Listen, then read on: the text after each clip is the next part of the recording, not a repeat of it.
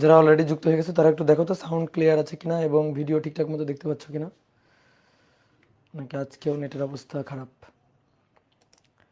মিথ্যা কথা কিন্তু বলবো না।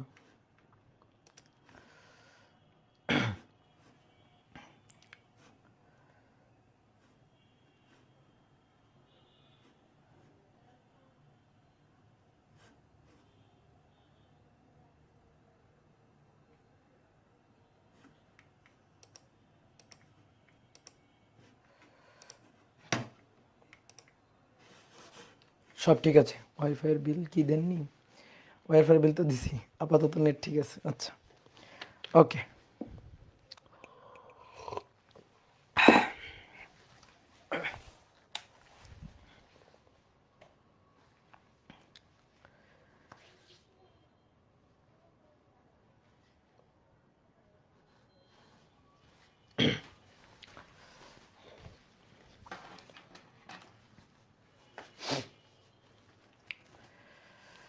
ওকে, আপাতত সব ঠিক আছে, তাই তো? তো ডিয়ার স্টুডেন্ট, সবাইকে শুভেচ্ছা জানাচ্ছি কাজ ক্ষমতা শক্তি অধ্যায়ের লাস্ট ক্লাস 10 নম্বর ক্লাসে। আজকে আমরা হাতুড়ি পেরেক এবং কয়েকটা ছোট ছোট ম্যাথ প্রবলেমগুলো সলভ করব। তো এই অধ্যায়ের একেবারে শেষ ক্লাস এটা। তো এই ক্লাসটা মানে হব হব করে আর হচ্ছেই না।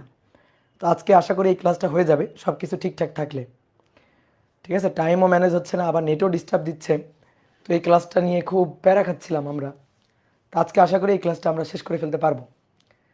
তো আশা করি এখন পর্যন্ত সব কিছু ঠিকঠাক আছে। তো তোমরা আবার উল্টাপাল্টা বলিও না কিন্তু, হ্যাঁ? ধরো নেট ঠিক আছে, তোমরা আবার বলতেছো নেট ঠিক নাই, এরকম কিন্তু আবার করিও না। তো চলো আমরা শুরু করি। আমরা হাতুড়ি পেরেক এই টপিকটা আজকে প্রথমে পড়বো, তারপরে কয়েকটা ম্যাথ প্রবলেম সলভ করব। তাহলে লিখে ফেলো, হাতুড়ি পেরেক।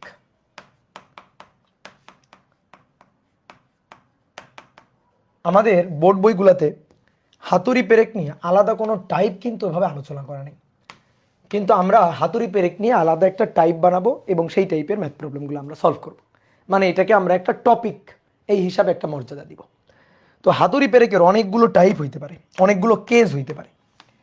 যেমন মনে করো তুমি একটা পেরেক কোনো একটা দেওয়ালে গাঁথবা বা পুঁতবা, তাহলে সেই ক্ষেত্রে অনেক ধরনের ঘটনা ঘটতে পারে। তো কী ঘটনা? ধরো পেরেকটাকে তুমি একটা উলম্ব দেওয়াল, ধরো এরকম একটা উলম্ব দেওয়াল, সেই উলম্ব দেওয়ালে হাতুড়ি দিয়ে পেরেকটাকে গাঁথতে চাও। অথবা অনুভূমিকভাবে ধরো একটা তক্তা অনুভূমিকভাবে রাখছো, তারপরে সেই তক্তাটাকে ভূমিতে রেখে অনুভূমিকভাবে রেখে তারপরে তুমি একটা হাতুড়ি দিয়ে পেরেকটাকে গাঁথতে চাও। অথবা এমন হইতে পারে একটা হেলানো তল, অথবা এমন হইতে পারে একটা ছাদ, ছাদে তুমি পেরেক পুঁততে চাও। তো দেখো তো, আমরা যদি প্র্যাকটিক্যালি চিন্তা করি, ছাদে পেরেক পোঁতাটা কিন্তু সবচেয়ে কঠিন, তারপরে উলম্ব দেওয়ালে সহজ, এবং তারপরে সবচেয়ে সহজ যেটা সেটা হচ্ছে ভূমিতে রেখে পেরেক পোঁতা, এটা সবচেয়ে বেশি সহজ।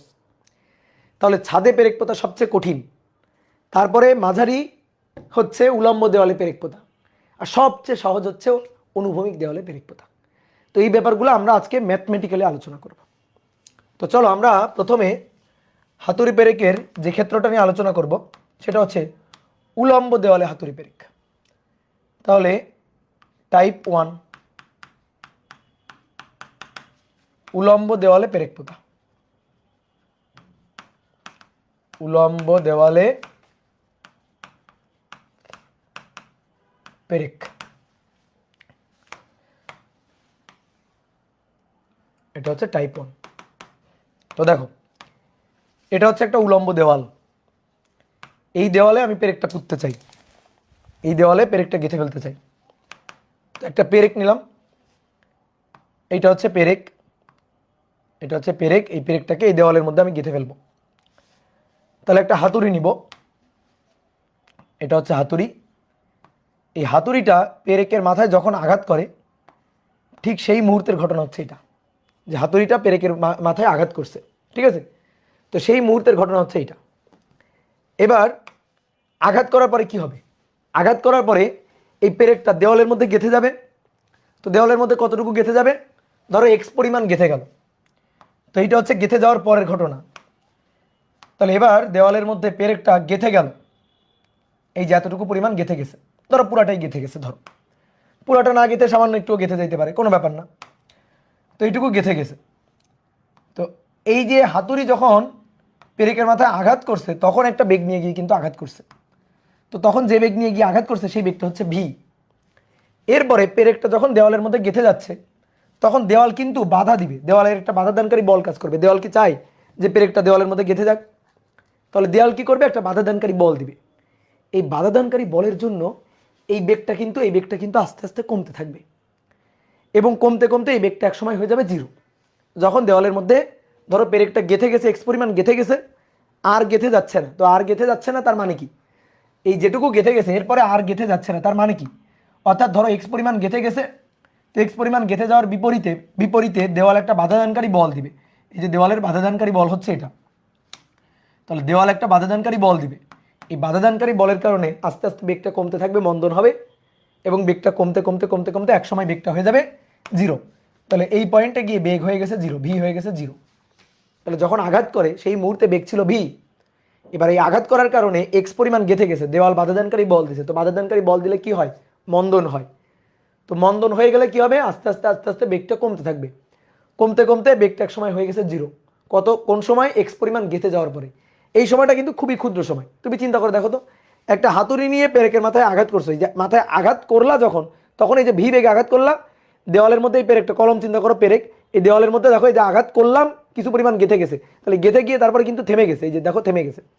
তাহলে কিছু পরিমাণ গেঁথে গেল, এক্স পরিমাণ গেঁথে গেল, এক্স পরিমাণ গেঁথে গিয়ে বেগটা হয়ে গেল শূন্য। কি কথা বুঝলা? এইবার একটা জিনিস খুব ভালো করে বুঝো, সেটা হচ্ছে আমি তো পেরেকটাকে দেওয়ালের মধ্যে গাচ্ছি, তাই না? তো পেরেকটাকে দেওয়ালের মধ্যে গাচ্ছি কি হাতুড়ি দিয়ে বাড়ি দিছি। তো যখন আমি হাতুড়ি দিয়ে বাড়ি দিলাম, যে মুহূর্তে হাতুড়ির মাথাটা পেরেকের মাথাটা টাচ করছে, সেই মুহূর্তে কিন্তু হাতুড়ি আর পেরেক আলাদা কিছু নাই। হাতুড়ি আর পেরেক মিলে কিন্তু একটা মিলিত বস্তু হয়ে গেছে। কি নেট ঠিক আছে তো? বলো বলো বলো।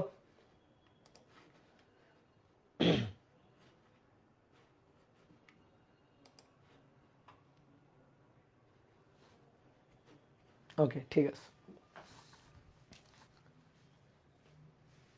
ঠিক আছে।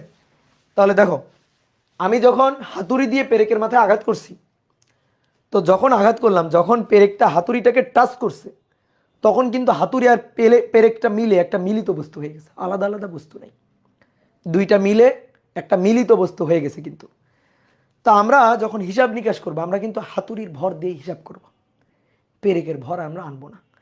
কেন পেরেকের ভর আনবো না? দেখো, এইটা হচ্ছে হাতুড়ি, এই হাতুড়ির সাথে এই হচ্ছে পেরেক, সামান্য ভরের একটা পেরেক। তো হাতুড়ি সহ পেরেকের যে ভরটা, এটা আসলে হাতুড়ির ভরেরই সমান, কারণ পেরেকের ভর অতি নগণ্য। এই কারণে আমরা হাতুড়ির ভরই বিবেচনা করব। তাহলে দেওয়ালের মধ্যে গেঁথে যাচ্ছে কে? হাতুড়ি না পেরেক?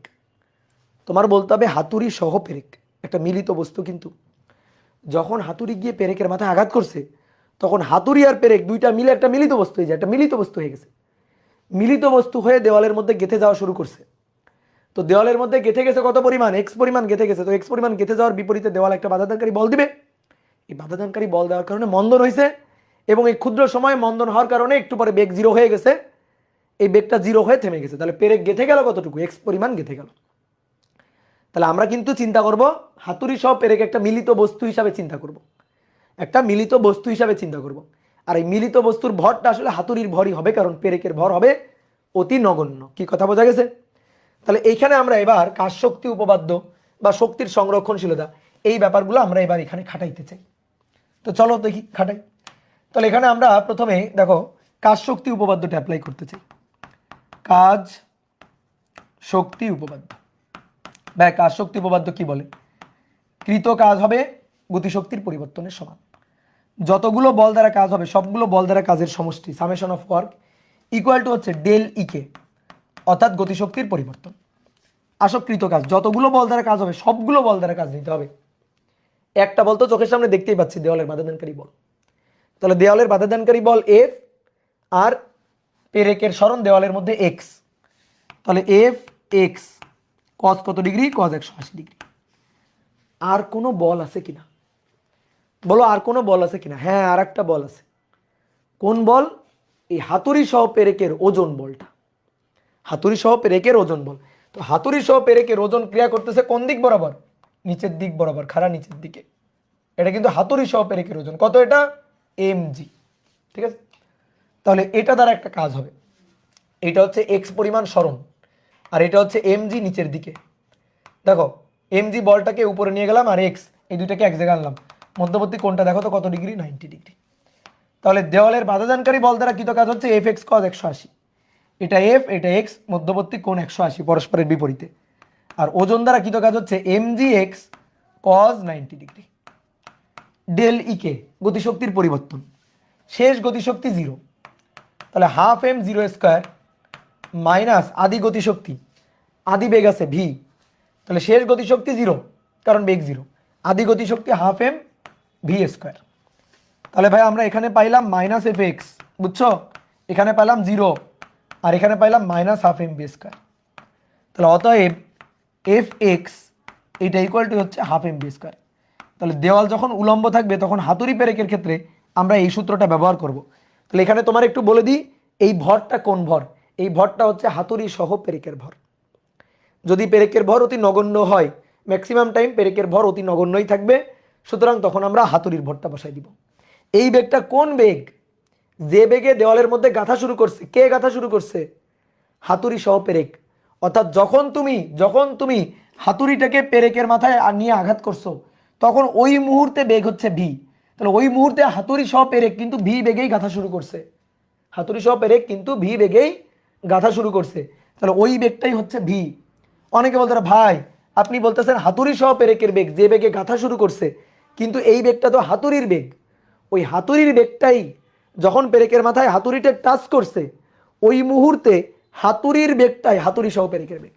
কেমনে, কারণ পেরেকের ভর অতি নগণ্য। এইখানে আমরা কাজ শক্তি উপপাদ্য অ্যাপ্লাই করতেছি না, এর আগে একটা জিনিস অ্যাপ্লাই করা উচিত ছিল, সেটা আমরা করিনি, কি, ভরবেগের সংরক্ষণশীলতা। এটা অ্যাপ্লাই করা উচিত ছিল, বাট এটা আমরা করছি না। কেন করছি না, কারণ অ্যাপ্লাই করলেও যা না করলেও তাই। কারণ কি শর্ত, কি শর্ত হচ্ছে পেরেকের ভর অতি নগণ্য, এই হচ্ছে শর্ত। দেখো আমি তোমার দেখাই, এই যে এই হাতুড়িটা আর পেরেকটা দুইটা আলাদা আলাদা বস্তু। তাহলে ভালো করে খেয়াল করো, এটা হচ্ছে দেওয়াল, এই দেওয়ালের মধ্যে পেরেকটা আমি গাঁথতে চাই,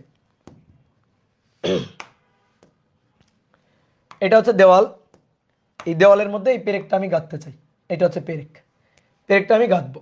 তাহলে পেরেকটাকে এখানে রাখলাম, এবার হাতুড়ি দিয়ে পেরেকের মাথায় বাড়ি দিব, হাতুড়ি দিয়ে পেরেকের মাথায় বাড়ি দিব।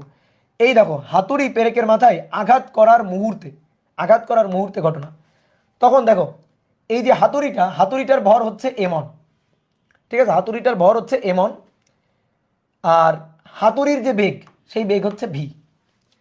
পেরেকের ভর হচ্ছে ধরো m2, পেরেকের কোনো বেগ নেই, তাহলে পেরেকের বেগটা হচ্ছে 0, পেরেকের যে বেগটা সেই বেগটা হচ্ছে 0, পেরেকের বেগ 0। তাহলে এটা হচ্ছে আঘাত করার আগে, সংঘর্ষের আগে, ধাক্কা লাগার আগে, আঘাত করার আগে, বুঝছো, দুইটা বস্তু সংঘর্ষ হবে। তাহলে এই যে পেরেকটা ফিক্সড আছে, স্থির আছে, হাতুড়ি গিয়ে পেরেকের মাথায় আঘাত দিল, তাহলে এটা আঘাত করার ঠিক আগ মুহূর্তে, তাহলে যখন পেরেকের মাথা টাচ করবে ঠিক তার আগ মুহূর্তে হাতুড়ির বেগ কত, ভি, হাতুড়ির ভর m1, পেরেকের ভর কত m2, পেরেকের কোনো বেগ নেই। এইবার আঘাত যখন করছে, আঘাত করা হয়ে গেছে, এবার আঘাত করে একটা মিলিত বস্তু হয়ে গেল, যখনই পেরেকটার মাথা হাতুড়ি টাচ করে ফেলছে, এই যে টাচ করে ফেলছে তখন তো এই দুইটা মিলে একটা মিলিত বস্তু হয়ে গেল। ভরবেগের সংরক্ষণশীলতা খাটাবো, তাহলে দুইটা মিলে একটা মিলিত বস্তু হয়ে গেল, এই মিলিত বস্তুটা হচ্ছে m1 প্লাস m2 মিলিত বস্তু, আর মিলিত বেগটা কত, মিলিত বেগটা হচ্ছে ধরো ভি ড্যাশ। এবার আসো ভরবেগের সংরক্ষণশীলতা খাটাও এখানে। তাহলে সংঘর্ষের আগে m2 গুণ 0, সংঘর্ষের আগে m1 গুণ ভি, সংঘর্ষের পরে m1 প্লাস m2 ইন্টু মিলিত বেগ ভি ড্যাশ, বুঝছো, মিলিত বেগ ভি ড্যাশ। তাহলে বলো তো দেওয়ালের মধ্যে পেরেকটা গাঁথা শুরু করছে কোন বেগ নিয়ে, মিলিত বেগ নিয়ে, কোন বেগ, মিলিত বেগ ভি ড্যাশ। এই ভি ড্যাশটা, এই ভি ড্যাশ আর এই ভিটা সেমই হবে, আমি তোমাদের দেখাই দিচ্ছি কিভাবে। এটা তো বাদ, এটা বাদ, তাহলে এটা তো 0 বাদ। তাহলে এবার দেখো m1 ভি, এবার আসো m2 হাতুড়ি, m2 পেরেকের ভর না, পেরেকের ভর তো অতি নগণ্য, খুবই নগণ্য ভর পেরেকের। তাহলে পেরেকের অতি নগণ্য ভর হলে m2 একেবারে টেন্স টু 0, খুবই নগণ্য, m1 এর তুলনায় কিছুই না। তাহলে m1 এর সাথে m2 যোগ হয়ে তো ভাই m1ই থাকবে, তাহলে m1 ভি ড্যাশ। এবার m1 আর m1 কাটো, তাহলে দেখো এই ভি ড্যাশ সমান সমানই ভি। অর্থাৎ হাতুড়িকে তুমি পেরেকের মাথায় যে বেগটা দিয়ে হিট করবা ওই বেগটা নিয়েই হাতুড়ি সহ পেরেক দেওয়ালের মধ্যে গাঁথা শুরু করবে। শর্ত কি, শর্ত হচ্ছে পেরেকের ভর অতি নগণ্য, ঠিক আছে, শর্তটা কি, শর্তটা হচ্ছে পেরেকের ভর অতি নগণ্য, এটাই হচ্ছে শর্ত। এখন অনেকে বলতে পারো যে ভাই যদি পেরেকের ভর অতি নগণ্য না হয় তাহলে এই ম্যাথটুকু করতে হবে, এইটুকু হিসাব করতে হবে, তারপরে করতে হবে। যদি পেরেকের ভর অতি নগণ্য না হয় তাহলে এই হিসাবটুকু করবা, করার পরে গিয়ে বাকি ম্যাথটুকু করবা, এই যে কাজ শক্তি উপপাদ্যটা অ্যাপ্লাই করবা, এটা করার পরে গিয়ে। বুঝতে পারছো? তাহলে শর্ত হচ্ছে পেরেকের ভর অতি নগণ্য হলে, অতি নগণ্য হলে তখনই হচ্ছে ভি ড্যাশ সমান সমান ভি। ঠিক আছে, ভি ড্যাশ সমান সমান ভি, পেরেকের ভর যদি অতি নগণ্য হয়। কি ক্লিয়ার? তাহলে এখানে দুইটা কনসেপ্ট আমরা খাটাইছি, একটা হচ্ছে ভরবেগের সংরক্ষণশীলতা এবং আরেকটা হচ্ছে কাজ শক্তি উপপাদ্য। ভরবেগের সংরক্ষণশীলতা আর কাজ শক্তি উপপাদ্য। তাহলে আঘাত করার আগে পেরেকের ভর m2, পেরেকের কোনো বেগ নেই। আঘাত করার আগে হাতুড়ির ভর m1, হাতুড়ির বেগ v। যখন পেরেকের মাথা টাচ করবে ঠিক এই মুহূর্তে বেগ v।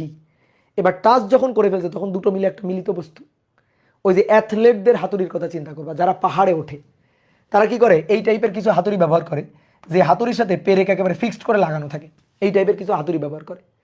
তাহলে তখন দেখো হাতুড়ি আর পেরেক মিলে একটা মিলিত বস্তু না? তো সেরকম একটা মিলিত বস্তু হয়ে গেল m1 প্লাস m2 আর মিলিত বেগ ভি ড্যাশ। তো ভি ড্যাশ আর ভিটা সেম যখন পেরেকের ভর অতি নগণ্য। এবং তারপরে আমরা কি করলাম, কাজ শক্তি উপপাদ্য অ্যাপ্লাই করলাম, যে ভি বেগ নিয়ে হাতুড়ি সহ পেরেকটা দেওয়ালের মধ্যে গাঁথা শুরু করছে, এটা হচ্ছে শুরুতে। তারপরে এক্স পরিমাণ গেঁথে গেছে, বেগ শূন্য হয়ে গেছে, দেওয়াল বাধাদানকারী বল দিছে আর হাতুড়ির ওজন কাজ করছে নিচের দিকে। এই হাতুড়ির ওজন বলো বা হাতুড়ি সহ পেরেকের ওজন বলো একই কথা, সেটা কাজ করছে নিচের দিকে। আমরা কাজ শক্তি উপপাদ্য এখানে অ্যাপ্লাই করছি। কি ক্লিয়ার? দেখো তুমি এই কাজটাই করো, ধরো একটা দেওয়ালের মধ্যে, এই হচ্ছে একটা দেওয়াল, এই দেওয়ালের মধ্যে একটা বুলেট প্রবেশ করবে। তো বুলেটটা ধরো যে এখান থেকে ইউ বেগ নিয়ে প্রবেশ করা শুরু করছে, এখান থেকে ইউ বেগ নিয়ে প্রবেশ করা শুরু করছে। তাহলে বুলেটটা এক্স পরিমাণ গেঁথে গেল, দেওয়ালের বাধাদানকারী বল এফ এক্স পরিমাণ গেঁথে এখানে যখন গেল তখন বেগ হয়ে গেল শূন্য। এখান থেকে গাঁথা শুরু করছিল হচ্ছে ইউ বেগ নিয়ে। তো এখানে আমরা যখন ম্যাথ করতাম তখন কি করতাম, এই যে দেওয়ালের বাধাদানকারী বল দ্বারা কৃত কাজ, এখানে যদি আমি কাজ শক্তি উপপাদ্য অ্যাপ্লাই করি তাহলে দেওয়ালের বাধাদানকারী বল দ্বারা কৃত কাজ কি হবে, এফ এক্স কজ 180 ডিগ্রি, এটা সমান সমান গতিশক্তির পরিবর্তন। তো গতিশক্তির পরিবর্তন হচ্ছে half M zero square minus half M U square. কি বুঝছো? দেখো F X cos 180 minus F X, আর ওই পাশ থেকেও দেখো minus half M V square আর কি, বা half M U square, half M U square minus minus কেটে দাও, F X equal to half M V square বা হাফ এম ইউ স্কোয়ারই থাকছে, অর্থাৎ একই জিনিসই কিন্তু আমরা পাচ্ছি। এবার তুমি বলতে পারো ভাই আপনি এখানে ওজন দ্বারা কাজ যে নিলেন না, নির্ণয় কারণ জিরো, তাই না? নির্ণয় কারণ জিরো এই ম্যাথ তোমার আগে করানো হয়েছে। কেন নির্ণয়? কারণ ওজন কাজ করতেছে কোন দিকে, নিচের দিকে, আর এই দিক বরাবর সরণ। তাহলে ওজন এবং সরণের মধ্যবর্তী কোণ কত, 90 ডিগ্রি। সেম ঘটনাটা এখানেই ঘটছে, বুঝতে পারছো? সেম ঘটনাটা এখানেই ঘটছে। তাহলে এই হচ্ছে আমাদের প্রথম কেসটা, যে দেওয়াল যখন উলম্ব থাকবে তখনকার হিসাব নিকাশ। ওকে, দেওয়াল যখন উলম্ব থাকবে তখনকার হিসাব নিকাশ এটা। বলো তুলছো কিনা সবাই?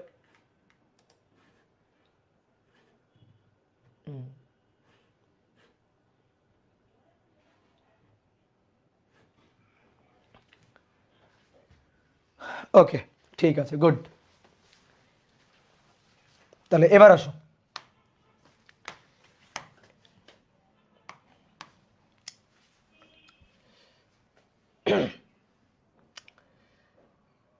ভরবেগের শক্তির সংরক্ষণশীলতা দিয়ে, শক্তির সংরক্ষণশীলতা দিয়ে এই প্রথম কেসটা। এবার আমরা শক্তির সংরক্ষণশীলতা দিয়ে আলোচনা করে দেখব, দেখি একই সূত্র পাওয়া যায় কিনা। দেওয়াল, এইটা হচ্ছে পেরেক, যে মুহূর্তে হাতুড়ি পেরেকের মাথাটা টাচ করছে ওই মুহূর্তে হাতুড়ির বেগ ভি, এই হাতুড়ির বেগ ভিটাই হচ্ছে হাতুড়ি সহ পেরেকের বেগ। ফলে দেওয়ালের মধ্যে পেরেকটা এক্স পরিমাণ গেঁথে গেল, এক্স পরিমাণ দেওয়ালের মধ্যে গেঁথে গেল।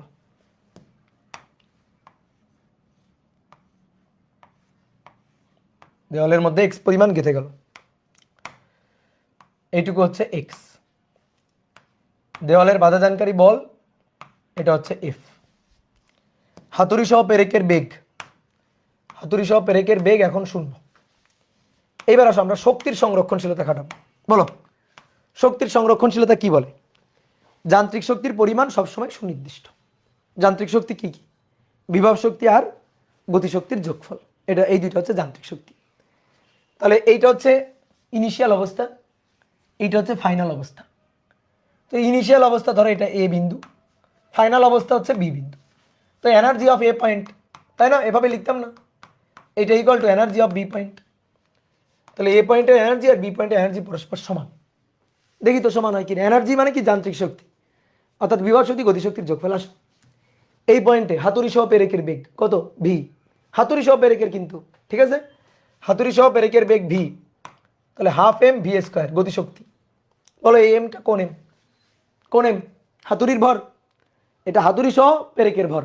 হাতুড়ি সহ পেরেকের ভর যা, হাতুড়ির ভরও তাই, কারণ পেরেকের ভর অতি নগণ্য। বুঝলা? তাহলে half M V square plus বিভব শক্তি। তো বিভব শক্তি তুমি কার সাপেক্ষে মাপবা? এই তলের সাপেক্ষে মাপবা বিভব শক্তি? তো বিভব শক্তি তোমার নিতে হবে না, কারণ এখানেও যে উচ্চতায় আছে এখানেও কিন্তু পেরেকটা সেই উচ্চতায় আছে। তো এই কারণে বিভব শক্তির কথা তোমার ভাবতে হবে না, বিভব শক্তির কথা ভাবার দরকার নেই, কারণ একই উচ্চতায়। বিভব শক্তি নিলে নিবা, সমস্যা নেই। তাহলে হাফ এম বি স্কোয়ার, বিভব শক্তি নেই, বিভব শক্তি ধরো 0। এবার বি পয়েন্টের এনার্জি দেখো, বি পয়েন্ট যখন হয়েছে অর্থাৎ এক্স পরিমাণ গেথে যখন গেছে তখন বেগ কত হয়ে গেছে? 0। তাহলে তখন গতিশক্তি নাই, হাফ এম 0 স্কোয়ার হয়ে গেছে, হাফ এম 0 স্কোয়ার। আর বিভব শক্তি কত? গতিশক্তি নাই, আর বিভব শক্তি কত? বিভব শক্তি ধরো 0। বিভব শক্তির কোনো হিসাব আমরা করতেছি না। কেউ যদি বলে না ভাই বিভব শক্তির হিসাব করেন, তা করো। ধরো এটা হচ্ছে তল, বিভব শক্তি তলের উপর ডিপেন্ড করে, এই উচ্চতায় এখানেও আছে এই উচ্চতায়। তাহলে তোমার এই পাশেও নিতে হবে এমজিএইচ, এই পাশেও নিতে হবে এমজিএইচ, দুই পাশে নিতে হবে। তো দুই পাশে নেওয়ার কোনো দরকার আছে? এই কারণে আমরা বিভব শক্তির কোনো কথাই বলি নাই। ধরো এটাকে আমরা এটাকে আমরা প্রসঙ্গ তল চিন্তা করছি। ধরো এইটা হচ্ছে আমাদের প্রসঙ্গ তল। তাহলে এই তলের সাপেক্ষে হাতুড়ি সহ পেরেকের কোনো উচ্চতাই নেই, এই কারণে আমাদের বিভব শক্তিটা সবসময় 0। তাহলে বিভব শক্তি নিয়ে এখানে ভাবতে হবে না।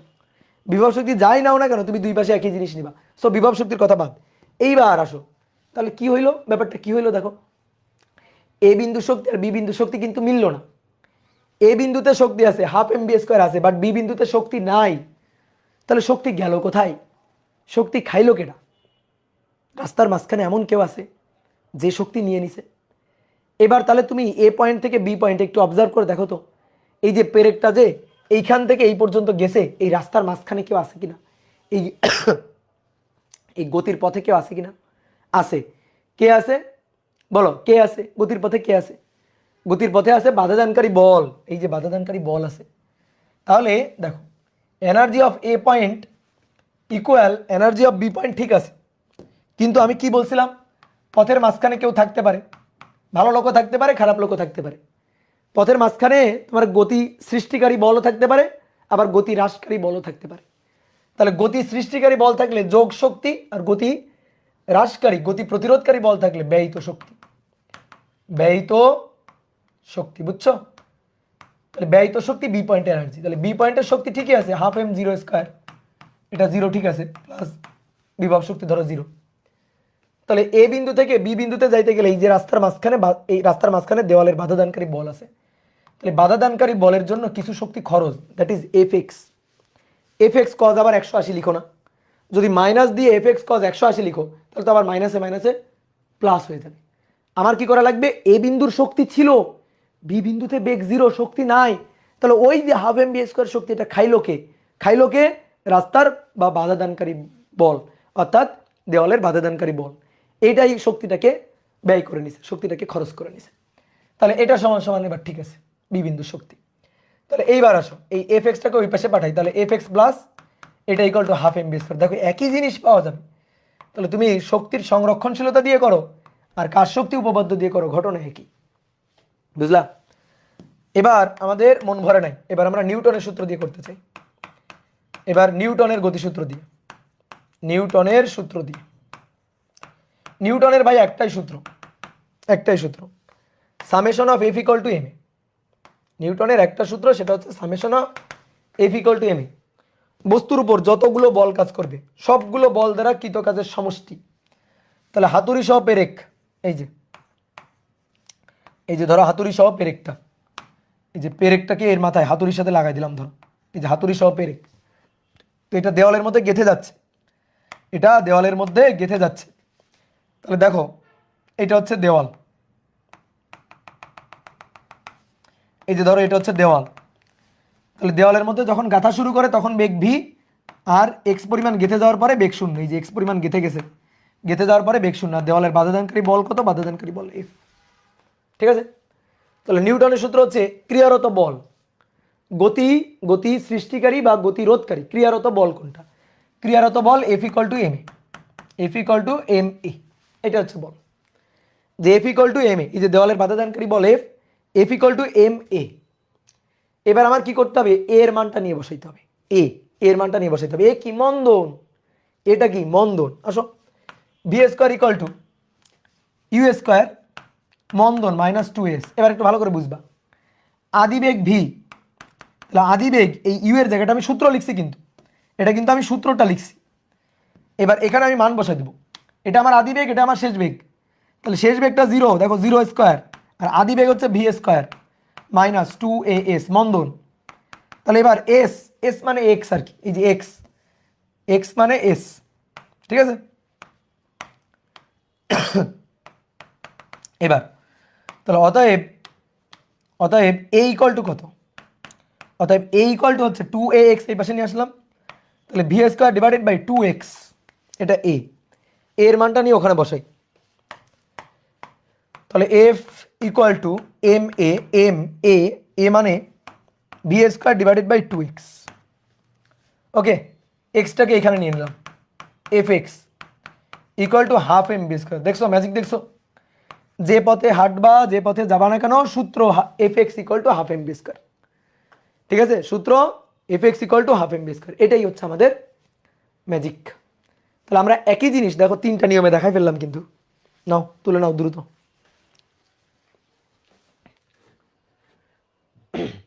একই জিনিস আমি 3টা নিয়মে দেখাই ফেললাম, দেখছো?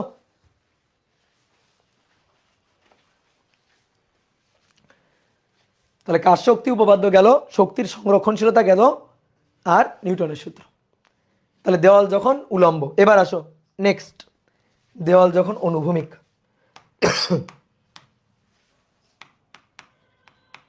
টাইপ 2, দেওয়াল যখন অনুভূমিক।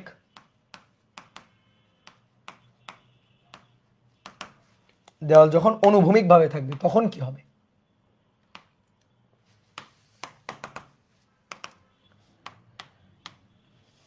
এটা হচ্ছে দেওয়াল, তক্তা ধরো অনুভূমিক ভাবে রাখা আছে, এইখানে তুমি একটা পেরেক করতে চাও। তাহলে এবার ঘটনাটা কি ঘটবে? একটু উপর থেকে আঁকি। তাহলে দেখো এটা হচ্ছে পেরেকটা। এবার একটা হাতুড়ি দিয়ে পেরেকের মাথায় আঘাত করছি, এটা হচ্ছে আঘাত করার মুহূর্তের ঘটনা। যে মুহূর্তে আঘাত করলো, যে মুহূর্তে আঘাত করা হইল, এটা হচ্ছে সেই মুহূর্তের ঘটনা। তাহলে যখন আঘাত করা হয়েছে, বলো কত বেগে আঘাত করা হয়েছে? ভি বেগে। হাতুড়ি সহ পেরেকের ভর কত? এম। আর হাতুড়ি পেরেকের মাথায় আঘাত করছে কত বেগে? ভি বেগে। তাহলে দেওয়ালের মধ্যে গাঁথা শুরু করছে কত বেগে? ওই ভি বেগেই, কারণ পেরেকের ভর অতি নগণ্য। এবার তাহলে পেরেকটা ধরো এক্স পরিমাণ গেঁথে গেছে, কতটুকু গেঁথে গেল? এক্স পরিমাণ গেঁথে গেল, এক্স পরিমাণ গেঁথে গেল। বলো এখন হাতুড়ির বেগ, বেগ কত? হাতুড়ি সহ পেরেকের বেগ কত? এক্স পরিমাণ গেঁথে যাওয়ার পরে হাতুড়ি সহ পেরেকের বেগ কত? হাতুড়ি সহ পেরেকের বেগ 0। তাহলে এই পয়েন্টে গিয়ে বেগ ভি হচ্ছে 0। দেওয়ালের বাধাদানকারী বল, দেওয়ালের বাধাদানকারী বল এটা, এটা বাধাদানকারী বল এফ, দেওয়ালের বাধাদানকারী বল এফ। ওকে, তাহলে এবার আসো কৃত কাজ গতিশক্তির পরিবর্তন।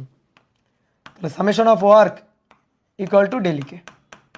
ঠিক আছে, তাহলে এখানে কিন্তু ওই যে ভরবেগের সংরক্ষণশীলতা প্রথমে কিন্তু আমরা খাটাই নিছি, যে হাতুড়ির ভর m1, হাতুড়ির বেগ ভি।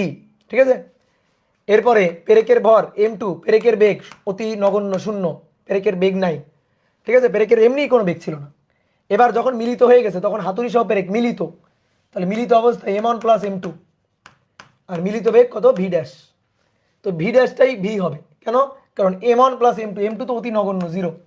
তাহলে এখান থেকে পাবো m1 ভি, আর এখান থেকেও পাবো m1 ভি ড্যাশ। তাহলে এই যে ভি সমান সমানই ভি ড্যাশ। তাহলে এই ভি আর ভি ড্যাশ এটা আসলে একই জিনিস। তাহলে মিলিত বেগ ভি আর হাতুড়ির বেগ ভি, ঠিক আছে, মিলিত বেগ ভি ড্যাশ আর হাতুড়ির বেগ ভি দুইটা একই জিনিস। এবার কৃত কাজ গতিশক্তির পরিবর্তন, তাহলে দেওয়ালের বাধাদানকারী বল দ্বারা কাজ এফ এক্স কজ 180, দেখো এক্স যেদিকে এফ তার বিপরীতে, তাই তো হবে স্বাভাবিক, দেওয়ালের বাধাদানকারী বল সবসময় সরণের বিপরীতেই থাকবে। এবার ওজন দ্বারা কাজ, এইবার কাহিনী আছে। এবার ওজন কোন দিকে, ওজন কোন দিকে ক্রিয়া করবে, নিচের দিকে ওজন, এই যেটা হচ্ছে ওজন। ওজন কত, ওজন হচ্ছে এমজি, ওজন এমজি। তাহলে MG, MG X cos 0 degree, MG X cos 0 degree. ডেলিকে গতিশক্তির পরিবর্তন half M 0 square minus V square. তাহলে এটা হচ্ছে মাইনাস এফ এক্স, এটা এমজি এক্স। এবার দেখো এটা কিন্তু আর জিরো না, কারণ কজ 0 ডিগ্রি, এমজি যেদিকে এক্স দেখো সেই দিকে নিচের দিকে।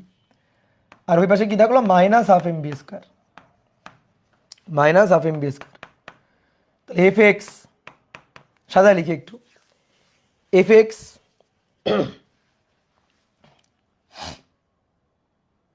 F X equal to half M V square, এই যে হাফ এম ভি স্কোয়ারকে এই পাশে নিয়ে আসলাম, এফ এক্সটাকে ওই পাশে নিয়ে গেলাম, প্লাস হচ্ছে এম জি এক্স।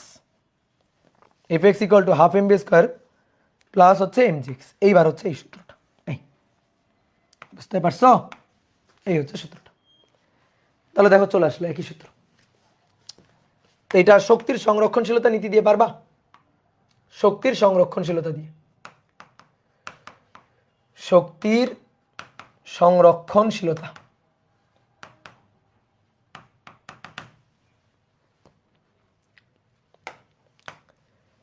এবার আমরা শক্তির সংরক্ষণশীলতা দিয়ে দেখব, দেখি একই জিনিস পাওয়া যায় কিনা। এটা তো কাজ শক্তি উপপাদ্য দিয়ে দেখলাম, হ্যাঁ এটা কি খাটায় দেখছি, কাজ শক্তি উপপাদ্য।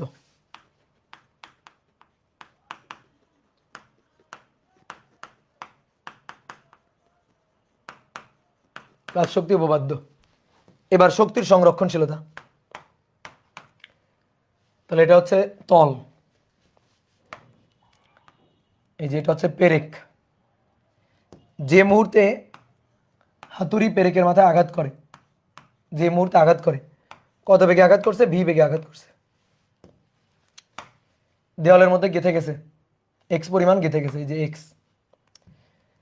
এখন গিয়ে বেগটা কত, এখন বেগটা 0, হাতুড়ি সহ পেরেকের বেগটা এখন 0,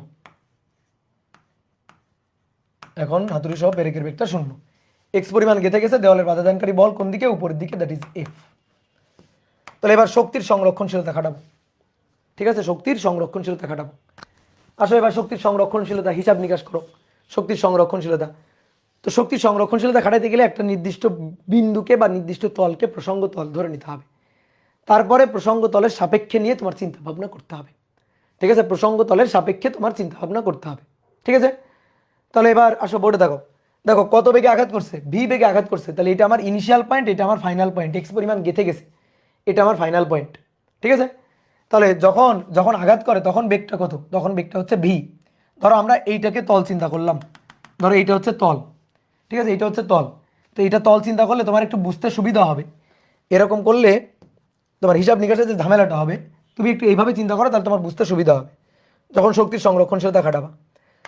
ধরো হাতুড়ি সহ পেরেকটা, এই যে এইখান থেকে এই যে এইটা হচ্ছে একটা বিন্দু, এই বিন্দুটাই চিন্তা করবা, হাতুড়ি সহ পেরেকটা এই বিন্দুটারই চিন্তা করবা, বিন্দু চিন্তা করো তাহলে তোমার বুঝতে সুবিধা হবে আর কি।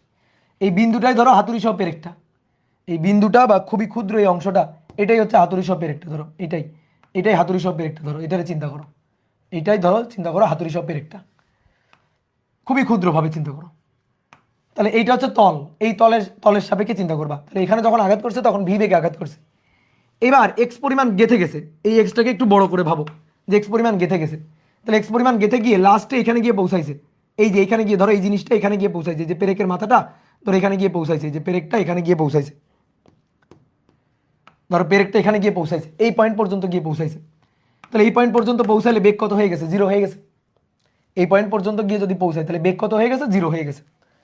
তাহলে এবার এই তলের সাপেক্ষে আমরা চিন্তা করবো, এটা হচ্ছে আমার তল, তাহলে এই তলের সাপেক্ষে আদি বিন্দু, এটা আদি বিন্দু, ধরো এটা এ বিন্দু আর এটা হচ্ছে ফাইনাল বি বিন্দু। তাহলে যখন এ বিন্দুতে ছিল energy of A point energy of A point equal হবে এনার্জি অফ বি পয়েন্ট।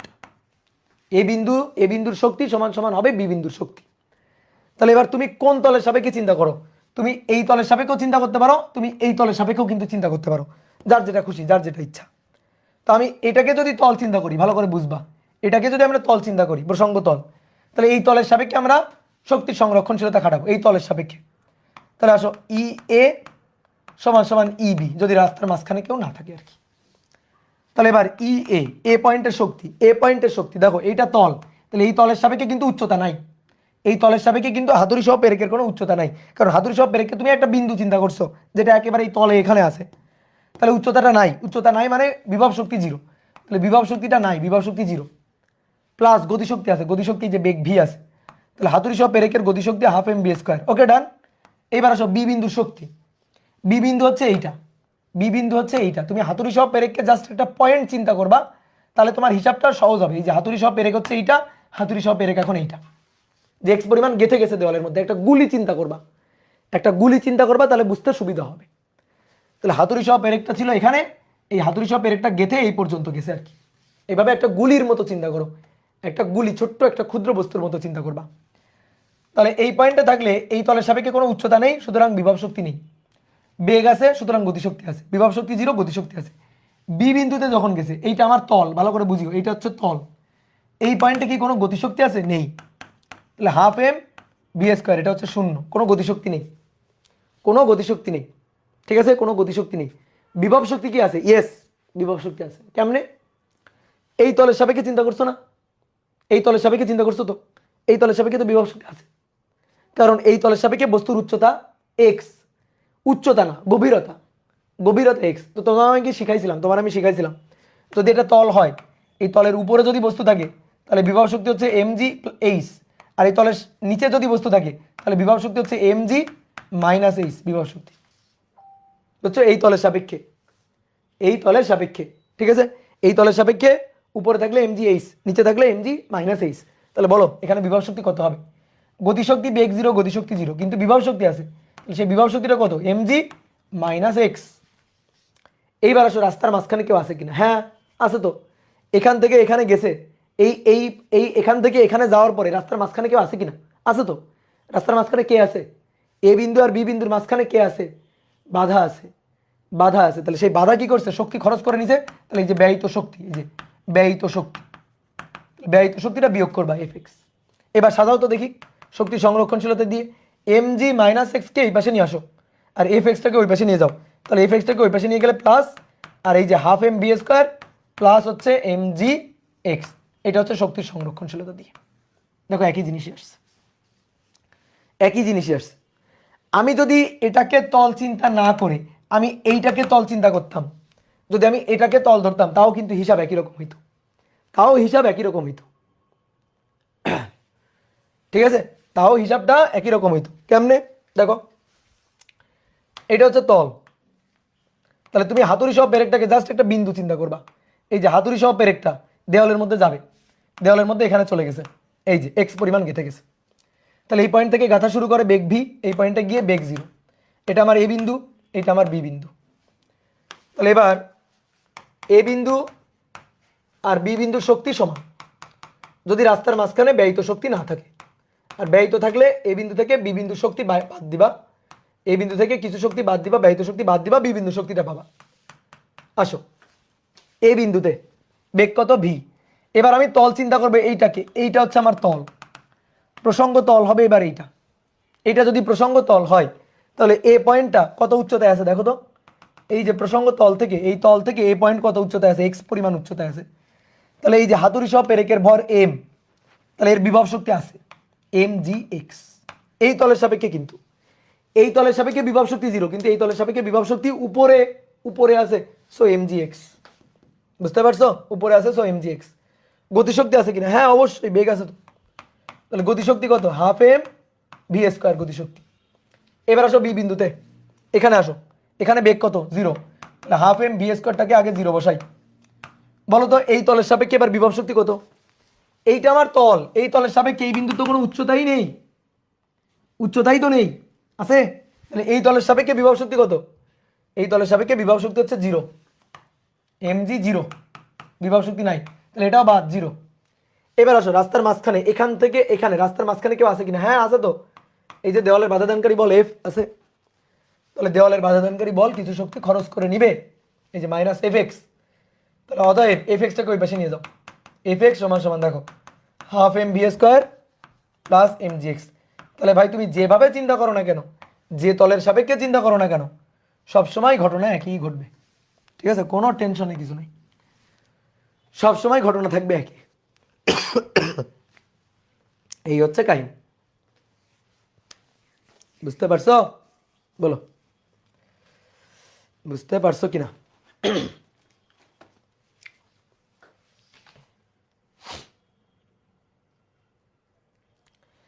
আর যদি নিউটনের সূত্র দিয়ে করি, যদি নিউটনের সূত্র দিয়ে করি, এটা আমি কখনো নিউটনের সূত্র দিয়ে করি নাই, দেখি আসো তো পারি কিনা।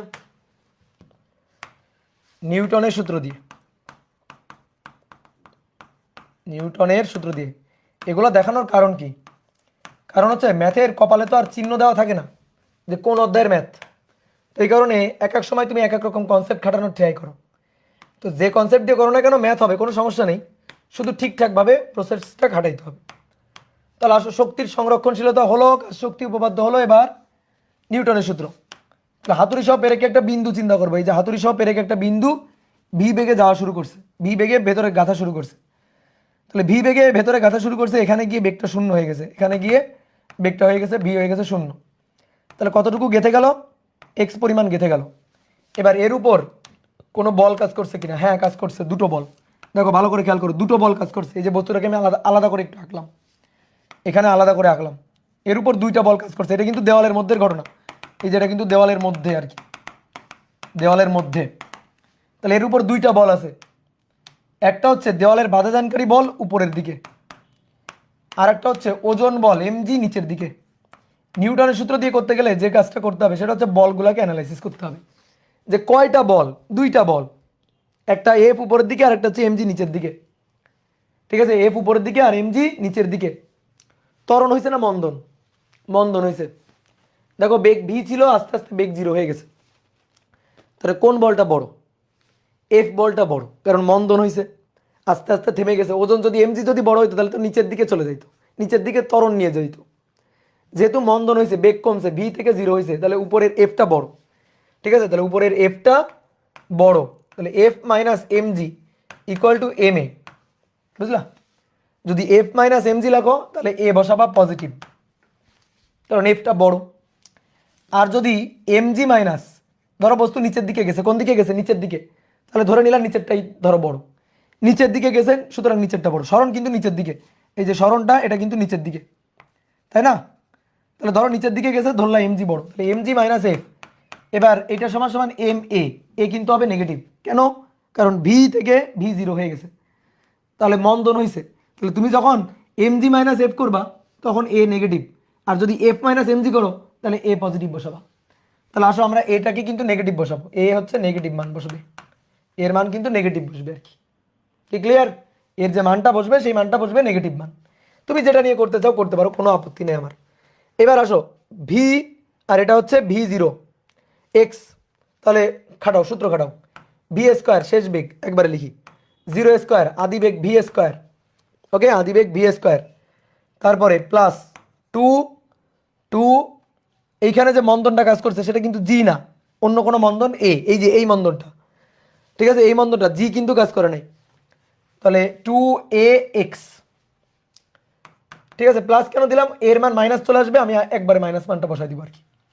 তাহলে এখানে টু এ এক্স, এ সমান সমান V square divided by two X, সামনে মাইনাস, তাহলে এই মানটা এখানে নিয়ে বসো। তাহলে এম জি মাইনাস এফ, এটা ইকুয়াল টু এম, এ মানে minus V square divided by two X. এবার একটা কাজ করো, এক্স দিয়ে গুণ করে দাও, এক্স দিয়ে গুণ করে দাও, তাহলে M G X minus F X equal to minus half M V square. F এক্সটাকে ওই পাশে নিয়ে আসো, হাফ এম ভি স্কোয়ারটাকে এই পাশে নিয়ে আসো, তাহলে এফ এক্স সমান সমান half M V square plus M G X, ঠিক আছে? এই জিনিসগুলা যখন তুমি নিজে নিজে লিখতে পারবা উইদাউট আমার হেল্প, তখন তুমি ফিজিক্সের বস হয়ে যাবা। বুঝতে পারছো? এই জিনিসগুলো যদি লিখতে পারো তাহলে ফিজিক্সের বস হয়ে যাবা, মানে চিন্তার কতগুলো দরজা খুলে যাবে তুমি কল্পনা করতে পারবা না। এই জিনিসগুলো নিজে নিজে লিখতে পারে। আমার কথা হচ্ছে ম্যাথ, একটা ম্যাথের কপালে লেখা নেই যে কোন অধ্যায়ের ম্যাথ। এখন তুমি কোন সূত্র দিয়ে করতে চাও, শক্তির সংরক্ষণশীলতা, ম্যাথ হবে। কার শক্তি উপপাদ্য, ম্যাথ হবে। নিউটনের সূত্র দিয়ে করতে চাও, ম্যাথ হবে। ম্যাথ হবেই, না হয়ে যাওয়ার কোনো উপায় নেই। ওকে, হাতুড়ি সহ পেরেককে কেন একটু একটা বিন্দু চিন্তা করবো, না হলে ওই যে কোন তলের সাপেক্ষে কত উচ্চতা নিচ্ছে এটা তো তুমি গোলাই ফেলবা, এটা তো তুমি গোলাই ফেলবা। এই হাতুড়ি সহ পেরেককে একটা গুলির মতো, একটা গুলি দেওয়ালের মধ্যে গেঁথে যাচ্ছে এইভাবে চিন্তা করবা, তাহলে শক্তির সংরক্ষণশীলতা সহজে খাটাইতে পারবা। না হলে দেখবা উল্টায় পাল্টায় নিজেও অনেক সময় চিৎপটাং হয়ে পড়ে যাচ্ছ। এই কারণে প্রসেসটা এভাবে খাটাবা, সুবিধা হবে, সুবিধা পাবা। তাহলে এবার আসো টাইপ 3। টাইপ থ্রি হচ্ছে দেওয়াল যখন ছাদ, মানে হচ্ছে দেওয়াল যখন ছাদ মানে হচ্ছে ছাদে পেরেক পুঁতবো, একটা ছাদে পেরেক পুঁততে হবে আমাদের। এটা সবচেয়ে কঠিন কাজ, এটা সবচেয়ে কঠিন, তাই না? তো এটার হিসাব নিকাশ এবার তোমরা পারবে, এটা কিন্তু আমি আর সব নিয়মে দেখাবো না। এটা হচ্ছে ছাদ, এই ছাদে পেরেক পুঁততে হবে।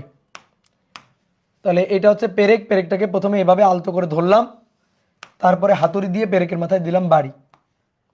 এই যে এটা হচ্ছে হাতুড়ি, পেরেকের মাথায় দিলাম বাড়ি। যখন বাড়ি দিলাম তখন বেগটা ভি। বাড়ি দেওয়ার কারণে হাতুড়ি সহ পেরেক দেওয়ালের মধ্যে গেঁথে গেছে। বাড়ি দেওয়ার কারণে হাতুড়ি সহ পেরেকটা দেওয়ালের মধ্যে গেঁথে গেছে। কতটুকু? এক্স পরিমাণ গেঁথে গেছে। আর দেওয়ালের বাধাদানকারী বল এফ। দেওয়ালের বাধাদানকারী বল এফ।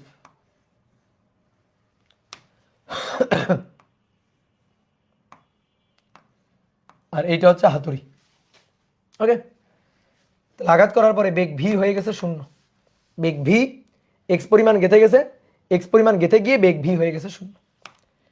নিচের দিকে ওজন এমজি, নিচের দিকে হাতুড়ির ওজন এমজি। তাহলে এবার শক্তির সংরক্ষণশীলতা বলো, কাজ শক্তি উপপাদ্য বলো, যাই বলো, তাহলে এবার আমি একটা দেখাবো জাস্ট। কাজ শক্তি উপপাদ্য। কাজ শক্তি উপপাদ্য দিয়ে যদি করি, কৃত কাজ গতিশক্তির পরিবর্তনের সমান। তাহলে কৃত কাজ এফ এক্স কজ 180 ডিগ্রি। দেখো এক্স যেদিকে এফ তার বিপরীতে, সবসময় তাই, সরণ যেদিকে বাধাদানকারী বল তার বিপরীতে। এবার এম জি ভালো করে খেয়াল করবা, এম জি কোন দিকে? নিচের দিকে। হাতুড়ি সহ পেরেকের ওজন নিচের দিকে, গেঁথে গেছে দেওয়ালের মধ্যে, পেরেক কোন দিকে? উপরের দিকে। তাহলে M G X cos 180 degree. Del E K গতিশক্তির পরিবর্তন, half M 0 square minus V square, minus V square. F X cos 180 minus F X minus M G X equal to minus half M V square. এবার F এক্সটা ওই পাশে গেল, F এক্সটা ওই পাশে গেল, হাফ এম বি স্কোয়ারটাকে এই পাশে নিয়ে আসলাম, half M B square minus M G X. এই হচ্ছে আমাদের দেওয়াল যখন ছাদ। তাহলে একটা জিনিস খেয়াল করে দেখছো, একটা জিনিস খেয়াল করে দেখো। এবার ও আগে তুলে নাও, নাও তোলো। এবার এই তিনটার মধ্যে পার্থক্য খুঁজবা।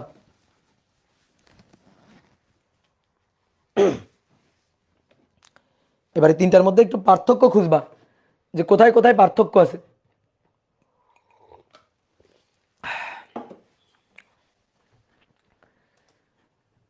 এই যে তিনটা টাইপ করাই দিলাম, এই তিনটা টাইপের মধ্যে একটু পার্থক্য খুঁজে বের করিও।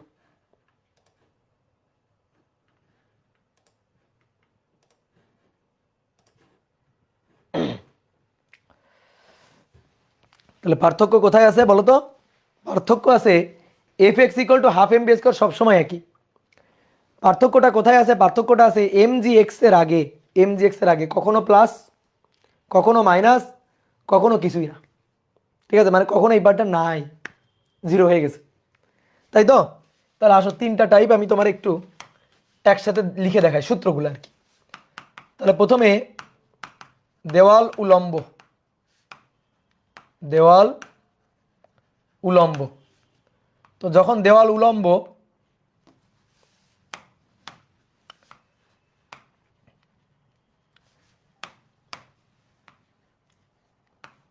দেওয়াল যখন উলম্ব তখন আমরা সূত্রটা পেয়েছি F X equal to half M B square, half M B square, দেওয়াল যখন উলম্ব। ওকে, এবার 2 নম্বর, দেওয়াল বা তল যখন অনুভূমিক, দেওয়াল যখন অনুভূমিক, অনুভূমিক তল,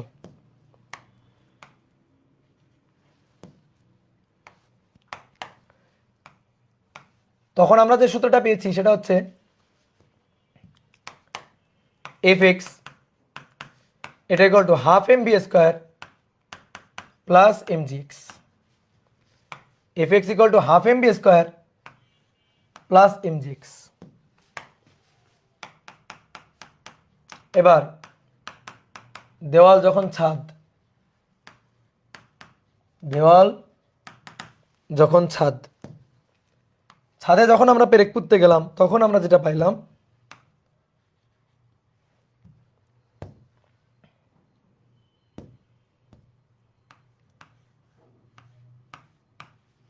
তখন আমরা যে সূত্রটা পাইলাম সেটা হচ্ছে F X equal to half M B square minus M G X, minus M G X. এই হচ্ছে আমাদের হিসাব। শোনো এবার, তিনটা ক্ষেত্রে চিন্তা করো, একই পেরেক একই হাতুড়ি, তিনটা ক্ষেত্রে, তিনটা ক্ষেত্রেই একই পেরেক একই হাতুড়ি, একই দেওয়াল। তাহলে দেওয়ালের মধ্যে বাধাদানকারী বল কিন্তু একটা ফিক্সড মান, ধরো এই বাধাদানকারী বলের মান 10। দেওয়ালের মধ্যে পেরেকটা ধরো গেঁথে যাবে, দেওয়ালের মধ্যে পেরেকটা গেঁথে যাবে। তো পেরেকটা দেওয়ালের মধ্যে গেঁথে যাইতে গেলে, গেঁথে যাইতে গেলে কতটুকু গেঁথে যাবে, পুরো ধরো পেরেকের পেরেকের যে দৈর্ঘ্য, এই দৈর্ঘ্যের সমপরিমাণ গেঁথে যাবে। তো এই দৈর্ঘ্যটা হচ্ছে ধরো 2 একক, দৈর্ঘ্যটা 2 একক, 2 একক ধরো। তাহলে দেওয়ালের বাধাদানকারী বল দ্বারা কৃত কাজ 10 গুণ 2 অর্থাৎ 20 একক বা 20 জুল। ঠিক আছে, দেওয়ালের বাধাদানকারী বল দ্বারা কাজ সব ক্ষেত্রেই কিন্তু দেওয়াল একই, একই পেরেক একই দেওয়াল একই বাধাদানকারী বল, অবশ্যই একই দেওয়াল একই পেরেকের জন্য একই বাধাদানকারী বল। কিন্তু ওই একই ধরনের দেওয়াল উলম্বভাবে আছে, অনুভূমিকভাবে আছে, ছাদ হয়ে আছে, একই দেওয়াল তিনটা ভাবে আছে। তাহলে দেওয়ালের বাধাদানকারী বল এফ সেম আর এক্স এর মানও ফিক্সড, কারণ এক্স হচ্ছে পেরেকের দৈর্ঘ্য, এটা তো ফিক্সড হবে, একই জিনিস। তাহলে এটা কত একক? 20 একক। ওকে, এটা 20 একক। তাহলে বলো, একটা দেওয়ালের মধ্যে তুমি পেরেক গেঁথে ফেলতে চাও, তাহলে গেঁথে ফেলতে গেলে এই দেওয়ালের মধ্যে পেরেক গেঁথে ফেলতে গেলে তোমার কতটুকু শক্তি লাগবে, কতটুকু শক্তি দরকার? দেওয়ালের বাধাদানকারী বল এফ হচ্ছে 10 একক আর পেরেকের দৈর্ঘ্য এক্স হচ্ছে 2 একক, তাহলে কতটুকু শক্তি দরকার কমেন্ট করো। ঠিক আছে, বলো কতটুকু, কতটুকু কতটুকু পরিমাণ গেঁথে যাবে, মানে কতটুকু পরিমাণ শক্তি লাগবে? তাহলে শক্তি লাগবে 20 একক, 20 একক, 20 একক পরিমাণ শক্তি লাগবে। কি কথা বুঝছো? 20 একক পরিমাণ, হ্যাঁ গুড, ভেরি গুড, 20 একক পরিমাণ শক্তি লাগবে। তাই তুমি যেভাবেই দাও না কেন। এইবার আসো, আমরা তো প্র্যাকটিক্যালি জানি এই তিনটার মধ্যে কোনটা সহজ কোনটা কঠিন, এটা তো আমরা প্র্যাকটিক্যালি জানি, তাই না? এবার আসো দেখি আমরা কনসেপ্ট ওয়াইজ ব্যাপারগুলো বুঝতে পারি কিনা। তাহলে দেওয়ালের মধ্যে বাধাদানকারী বল দ্বারা কৃত কাজ, অর্থাৎ দেওয়ালের মধ্যে পেরেকটা গেঁথে ফেলতে ধরো শক্তি লাগবে 20 একক। এই ক্ষেত্রে 20 একক শক্তি খরচ তোমার করতে হবে।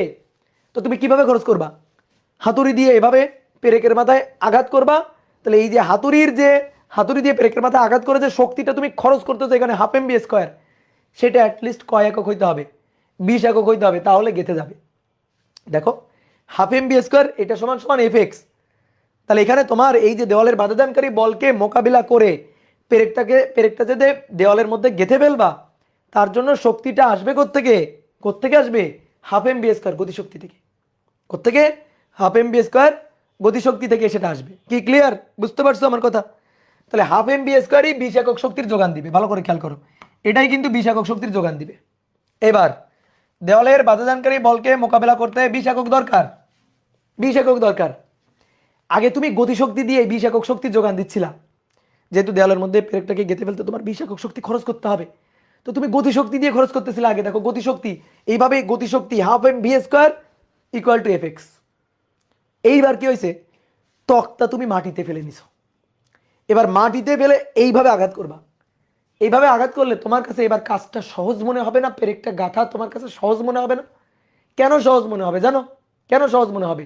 কারণ আগে তোমার হাতুড়ি কোনো হেল্প করে নাই, কিন্তু এবার তোমার হাতুড়ি একটু হেল্প করতেছে। হাতুড়ি তোমার কিছু শক্তি দিচ্ছে। তাহলে এবার দেখো দেওয়ালের মধ্যে পেরেকটাকে গাঁথতে শক্তি লাগবে কিন্তু 20 একক। তাহলে এই 20 একক আসবে এবার দুইজনের কাছ থেকে। দেখো এখানে দুইজন আছে, একজন হাফ এম বি স্কোয়ার, যেটা তুমি এই যে হাফ এম বি স্কোয়ার দিয়ে দিচ্ছ, আর একটা আবার হাতুড়ির ওজন, ওজন দ্বারা একটা শক্তি আসতেছে এমজি এক্স। তাহলে এবার দুইজন আছে। চিন্তা করো তো, আগে তুমি একা কাজ করতেছিল, আগে একা হাফ এম বি স্কোয়ার কাজ করতেছিল, এবার হাফ এম বি স্কোয়ারের সাথে তোমার বন্ধু এসে যুক্ত হয়েছে। তাহলে কাজটা এবার তোমার জন্য সহজ হবে না? বলো, কাজটা এবার তোমার জন্য সহজ হবে কিনা? তাহলে কাজটা এবার তোমার জন্য সহজ হবে। তাহলে এই হাফ এম বি স্কোয়ার আর এম জি এক্স এরা দুইজনে মিলে 20 দিবে, দুইজনে মিলে 20 দিবে। তো ধরো এম জি এক্স দিয়ে দিল হচ্ছে 5, এম জি এক্স দিয়ে দিল কত? 5। তাহলে হাফ এম বি স্কোয়ার দেবে কত? 15। তাহলে আগে তোমার গতিশক্তি খরচ হয়েছিল কত? 20 জুল। এখন তোমার গতিশক্তি খরচ হলো কত? 15 জুল। তাহলে কাজটা তোমার জন্য সহজ হলো না? হাতুড়ি ফাট তাহলে কিছু কাজ করে দিল, তোমার হেল্প করে দিল। তাহলে ম্যাথমেটিক্যালি বোঝো। এবার আসো দেওয়ালের মধ্যে ছাদে, ছাদে পেরেক পুঁতবা, ছাদে। তাহলে ছাদে পেরেক পুঁততে গেলে শক্তি লাগবে 20 একক, 20 একক শক্তি খরচ করা লাগবে। এইবার তুমি কি করলা, হাফ এম বি স্কোয়ার দিয়ে দিলা হচ্ছে 20 একক, তা থেকে এম জি এক্স আবার নিয়ে নিলে 5 একক। দেখো এবার নিয়ে নিচ্ছে, শক্তি দেওয়ার পরিবর্তে নিয়ে নিচ্ছে তোমার কাছ থেকে শক্তি। তুমি হাফ এম বি স্কোয়ার দিয়ে ছাদে পেরেক পুঁততে যাচ্ছিলা, ছাদে এইভাবে পেরেক পুঁততে যাচ্ছিলা। তাহলে তোমাকে এবার শক্তি কেউ দিলে আরো ভালো হইতো, কিন্তু উল্টা তোমাকে শক্তি না দিয়ে আরো শক্তি নিয়ে নিচ্ছে তোমার কাছ থেকে। তাহলে তুমি বলো লাগবে 20, তো তুমি 20 দিলে হবে? ও তো 5 বিয়োগ করে নিবে। তাহলে তোমার এবার দিতে হবে কত? 25, 25 দিতে হবে। তাহলে তুমি বলো তুমি কোন ক্ষেত্রে সবচেয়ে বেশি শক্তি দিলা? এই ক্ষেত্রে সবচেয়ে বেশি শক্তি দিলা না? দেখো তো এই ক্ষেত্রে সবচেয়ে বেশি শক্তি খরচ হলো, এই যে সবচেয়ে বেশি শক্তি তোমার খরচ হয়ে গেল, বেশি শক্তি খরচ হলো। এই যেহেতু তোমার সবচেয়ে বেশি শক্তি খরচ হলো, এই কাজটা কঠিন। এবার তুমি যাচাই করে দেখো ছাদে পেরেক পোঁতা কঠিন না সহজ? আর এখানে দেখো সবচেয়ে কম, এখানে সবচেয়ে কম শক্তি খরচ হলো, কম শক্তি খরচ হলো। যেহেতু সবচেয়ে কম শক্তি খরচ হলো, তাহলে এই কাজটা কেমন? এই কাজটা সহজ, এই কাজটা সহজ।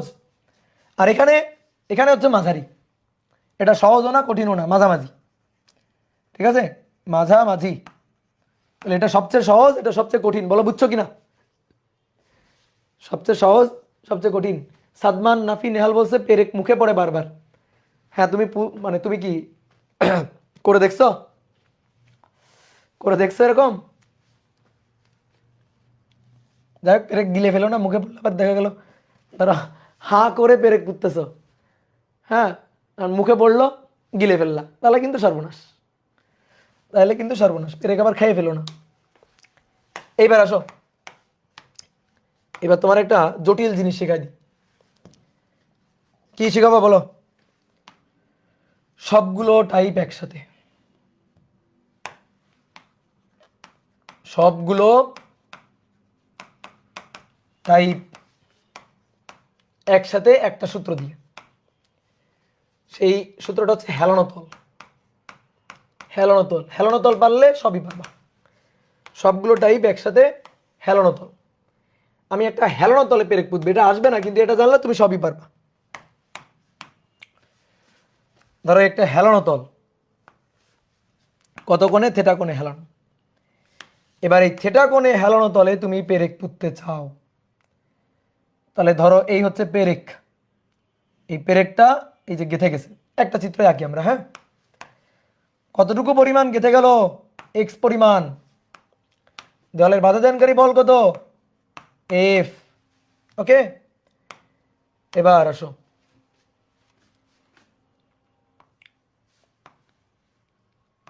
এইটা হচ্ছে হাতুড়ি, এটা হচ্ছে হাতুড়ি। তাহলে হাতুড়ি সহ পেরেকের ওজন কোন দিকে? হাতুড়ি সহ পেরেকের ওজন, হাতুড়ি সহ পেরেকের ওজন খাড়া নিচের দিকে। এই হাতুড়ি সহ পেরেকের ওজন নিচের দিকে। দেখো ভাই একটা জিনিস, মজার জিনিস দেখো, সব সময় না দেওয়ালের বাধাদানকারী বল স্মরণের বিপরীতেই আছে। সব সময় দেওয়ালের বাধাদানকারী বল এফ সবুজ কালি দিয়ে আঁকছি, সেটা পেরেক যে বরাবর গেঁথে যাবে ঠিক সেই বরাবর কাজ করবে। পেরেক যে বরাবর গেঁথে যাবে ঠিক সেই বরাবর। ওজন সবসময় খাড়া নিচের দিকে, ওজন সবসময় খাড়া নিচের দিকে। তাহলে কৃতকাজ গতিশক্তির পরিবর্তন, যখন আঘাত করা হয়েছে সেই মুহূর্তে বেগ ছিল ভি, আর যখন এক্স পরিমাণ গেঁথে গেছে তখন বেগ হয়ে গেছে 0। এই যে বেগটা লিখে রাখলাম। আর হাতুড়ি সহ পেরেকের ভর এম।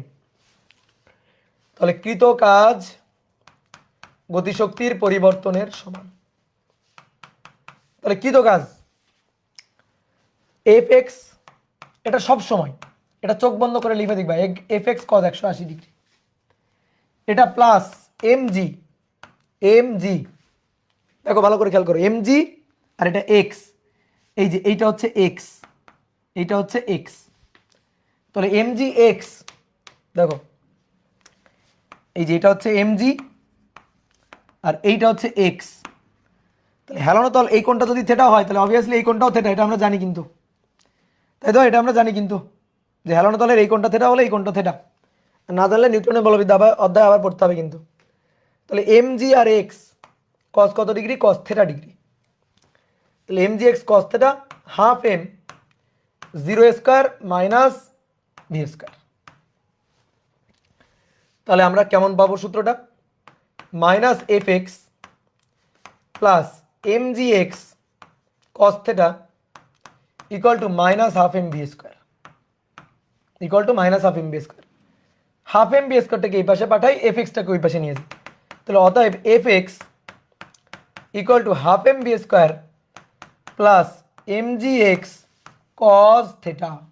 এই হচ্ছে সূত্র, একটাই সূত্র। হাতুড়ি পেরেক আসলে চোখ বন্ধ করে এই সূত্র লিখবা, ম্যাথ শেষ। ঠিক আছে? যারা চাচ্ছিলা যে ভাই সূত্র দেন, এত কিছু মাথায় থাকে না, এই নাও সূত্র। ঠিক আছে? যারা চাচ্ছিলা ভাই সূত্র দেন, এত কিছু দরকার নেই, খালি সূত্র দেন, ম্যাথ করে ফাটাই ফেলবো, এই যে তাদের জন্য এটা হচ্ছে সূত্র বক্স গিফট। তাহলে F X equal to half M B square plus M G X cos theta. দেখো মজার ব্যাপার কি, সবসময় এফ এক্স কস 180 সব কটা টাইপে সব সময় minus half M B square আসছে, শুধু চেঞ্জটা কোথায়? শুধু চেঞ্জটা হচ্ছে এম জি এক্স কস থেটাতে চেঞ্জ। এবং দেখো এই সূত্র দিয়ে আমি তোমার সবকটা মিলাই দিচ্ছি। আসো আগের আগের চিত্রে আসো, কি ছিল? এফ এক্স এটা equal to half M B square plus M G X cos theta, এটাই তো? তাহলে এম জি এবং এক্স এর মধ্যবর্তী কোণের কস থেটা বসাও। তাহলে এম জি কোন দিকে? নিচের দিকে। এক্স কোন দিকে? এই দিক বরাবর এক্স। তাহলে এম জি আর এক্স এর মধ্যবর্তী কোণ কত? 90 ডিগ্রি। তো কস যদি 90 ডিগ্রি হয় তাহলে জাস্ট এইটুকু দেখো সূত্র। ঠিক আছে? সিকিউ সরাসরি ইউজ করা যাবে কিনা? যাবে, সমস্যা নেই। ঠিক আছে? তাহলে মিলে কিনা? মেলে। আসো এখানে আসো, এম জি কোন দিকে? এম জি নিচের দিকে। এক্স কোন দিকে? এক্স ও নিচের দিকে। তাহলে এম জি এক্স একই দিকে, কস কত ডিগ্রি? Cos 0 degree. তাহলে M G X cos 0 degree, F X সমান half M V square M G X. মেলে। এখানে আসো, এম জি কোন দিকে? এম জি নিচের দিকে। আর এক্স কোন দিকে? এক্স হচ্ছে উপরের দিকে। তাহলে এম জি এক্স কস 180 ডিগ্রি, কস 180 বসাবা, দেখো এখানে মাইনাস চলে আসবে, মাইনাস এম জি এক্স। মেলে। তাহলে মজাটা দেখতে পাচ্ছ? এটা হচ্ছে ম্যাজিক, এটা তুমি বইয়ে কোথাও পাবা না, বুঝছো? এটা কিন্তু শুধুমাত্র ক্লাসেই পাবা। আমি কিন্তু বইয়ে কোনো সব জিনিস দিয়ে রাখি নাই। ঠিক আছে? ক্লাস করতে হবে, ক্লাস করলে তুমি আসল মজাটা পাবা। এই হাতুড়ি পেরেক নিয়ে যত ধরনের কনফিউশন, তোমার এই ক্লাস করলে কনফিউশন দূর হয়ে যাবে। তুমি ইউটিউবের ফ্রি ক্লাস করে ফাটাই ফেলো, তুমি অন্যান্য পেইড ক্লাস করে ফাটাই ফেলো, তুমি কনফিউশন জীবনে ক্লিয়ার করতে পারবে না যদি তুমি এই ব্যাপারগুলো ভেঙে ভেঙে না বুঝো। ঠিক আছে? তো এই কারণে ক্লাসগুলো খুব ভালো করে করে সেইভাবে খাতায় নোট করে রাখিও। আমি তোমারে ডিটেলসও শিখাই দিব, আমি তোমারে ডিটেলসও শিখাই দিব, এবং ডিটেলস শেখার পরে বক্স করে দিব, না এটার সূত্র। পরীক্ষার হলে তুমি সূত্র দিয়ে বাজিমাত করবা, পরীক্ষার হলে সূত্র দিয়ে বাজিমাত। কিন্তু তোমার এর আগে কিন্তু কনসেপ্ট খুবই জরুরিভাবে শেখা লাগবে। কনসেপ্ট জানো না, জাস্ট সূত্র দিয়ে বাজিমাত হবে না। ঠিক আছে? ওকে, তাহলে এবার হাতুড়ি পেরেকের এই ক্ষেত্রটা গেল। তাহলে মোটামুটি হাতুড়ি পেরেকের সবটাই হয়ে গেছে। তো চলো এবার দু একটা ম্যাথ করি। নম্বর 1, একটি 5 কেজি ভরের হাতুড়ি দিয়ে কোনো পেরেককে আঘাত করলে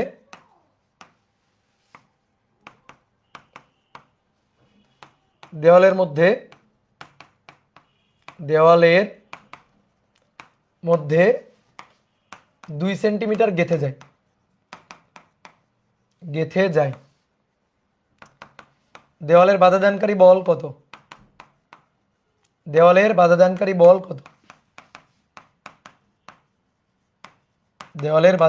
বল কত? এখন সব রেডিমেড ম্যাথ, সূত্র শেখা হয়ে গেলে ম্যাথ হয়ে যায় সব রেডিমেড ম্যাথ। দেওয়ালের বাধাদানকারী বল, এই যে দেওয়াল, অনেকে ভাই উলম্ব দেওয়াল না অনুভূমিক দেওয়াল, কিছুই তো বলে নাই। উলম্ব দেওয়াল নাকি অনুভূমিক দেওয়াল কিছুই বলে নাই। চোখ বন্ধ করে চিন্তা করো, দেওয়াল, এই কথাটা শুনে চোখের সামনে কি ভেসে উঠছে? মেঝে ভেসে উঠছে, না ছাদ ভেসে উঠছে, না একটা উলম্ব দেওয়াল ভেসে উঠছে? কি ভেসে উঠছে বলো? একটা উলম্ব দেওয়াল ভেসে উঠছে না? তাহলে দেওয়াল মানে উলম্ব দেওয়াল, এটাই চিন্তা করবা। এই যে একটা উলম্ব দেওয়াল, বুঝলা? তাহলে উলম্ব দেওয়ালে একটা পেরেক গেঁথে ফেলবা। তাহলে এই ক্ষেত্রে চট করে খালি সূত্রটা লিখে ফেলবা। আর ইন ডিটেলস তো তুমি সবকিছু দেখাইতে পারবা যেগুলো আগে দেখানো আছে, ঠিক আছে?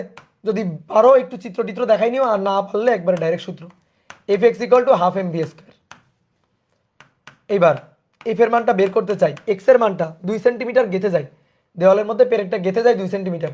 তাহলে 2 × 10⁻³ না সরি 2 × 10⁻², হাফ এম, হাতুড়ি সহ পেরেকের ভর যেহেতু বলে নাই, তার মানে পেরেকের ভর অতি নগণ্য। তাহলে একটি 5 কেজি ভরের হাতুড়ি, তাহলে এখানে এম এর মান 5, আর বেগ ভি স্কোয়ার।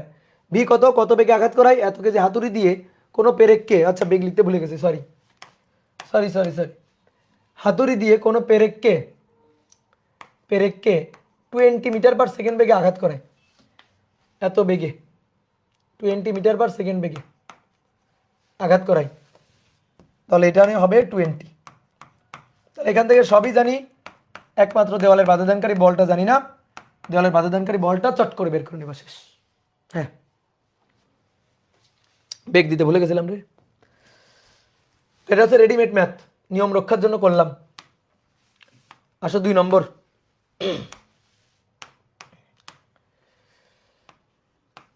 একটি 5 কেজি ভরের বস্তু,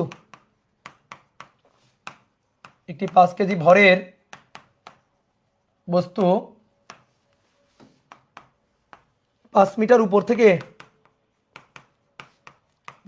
উপর থেকে কোনো পেরেকের মাথায় পড়লে, কোনো পেরেকের মাথায়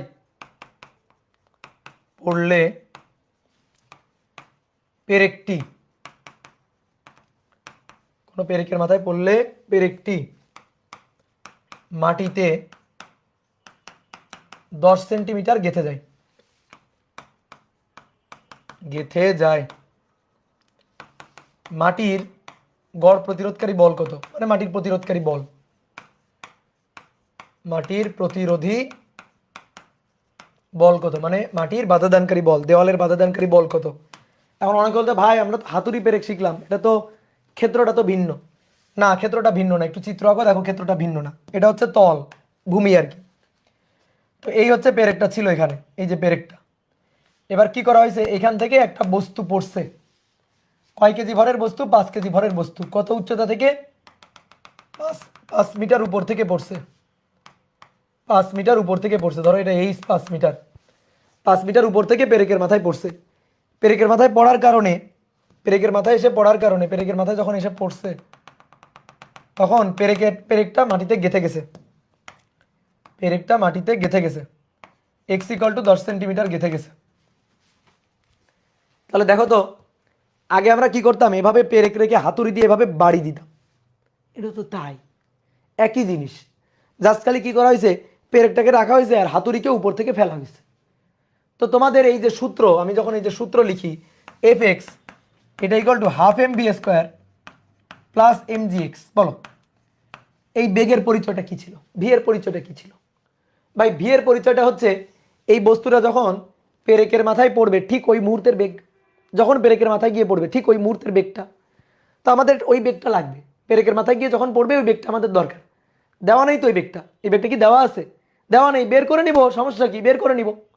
তাহলে দেখি তো এই বস্তুটা যখন পেরেকের মাথায় গিয়ে পড়ছে তখন বেগটা ভি কত সেটা একটু বের করে দেখি। আসলে বেগটা বের করি। তাহলে শেষ বেগ এটা ভি স্কোয়ার ইকুয়াল টু আদি বেগ ইউ স্কোয়ার জিরো, এখান থেকে ফেলা হয়েছে, তাহলে এখানে আদি বেগ জিরো, তাহলে zero square plus two G H, ঠিক আছে, টু জি এইচ। তাহলে এখান থেকে এই যে ভি স্কোয়ারের মানটা বের করবো, একবারে মানটা বের করি, টু জি 9.8 গুণ এইচের মান 5, তাহলে 98 হবে, 98। তাহলে এই মানটা বসাই দিবা এবার। তাহলে ভি স্কোয়ারের মান একবারে পেয়ে গেছি। এফ এর মান বের করতে চাই, দেওয়ালের মধ্যে গেঁথে গেছে কত, 10 সেন্টিমিটার।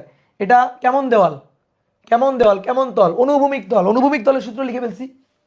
তাহলে এফ এর মানটা বের করতে চাই, এক্স হচ্ছে 10 centimetre, 10 × 10⁻² equal to half M, M 5 KG ভরের বস্তু, 5 কেজি ভরের বস্তু, ভি স্কোয়ার, ভি স্কোয়ারের মান কত 98, এম জি এক্স, এম এর মান কত, এম এর মান 5, জি এর মান 9.8, এক্স এর মান 10 সেন্টিমিটার, 10 × 10⁻²। তাহলে অতএব এফ এর মানটা বের করবো।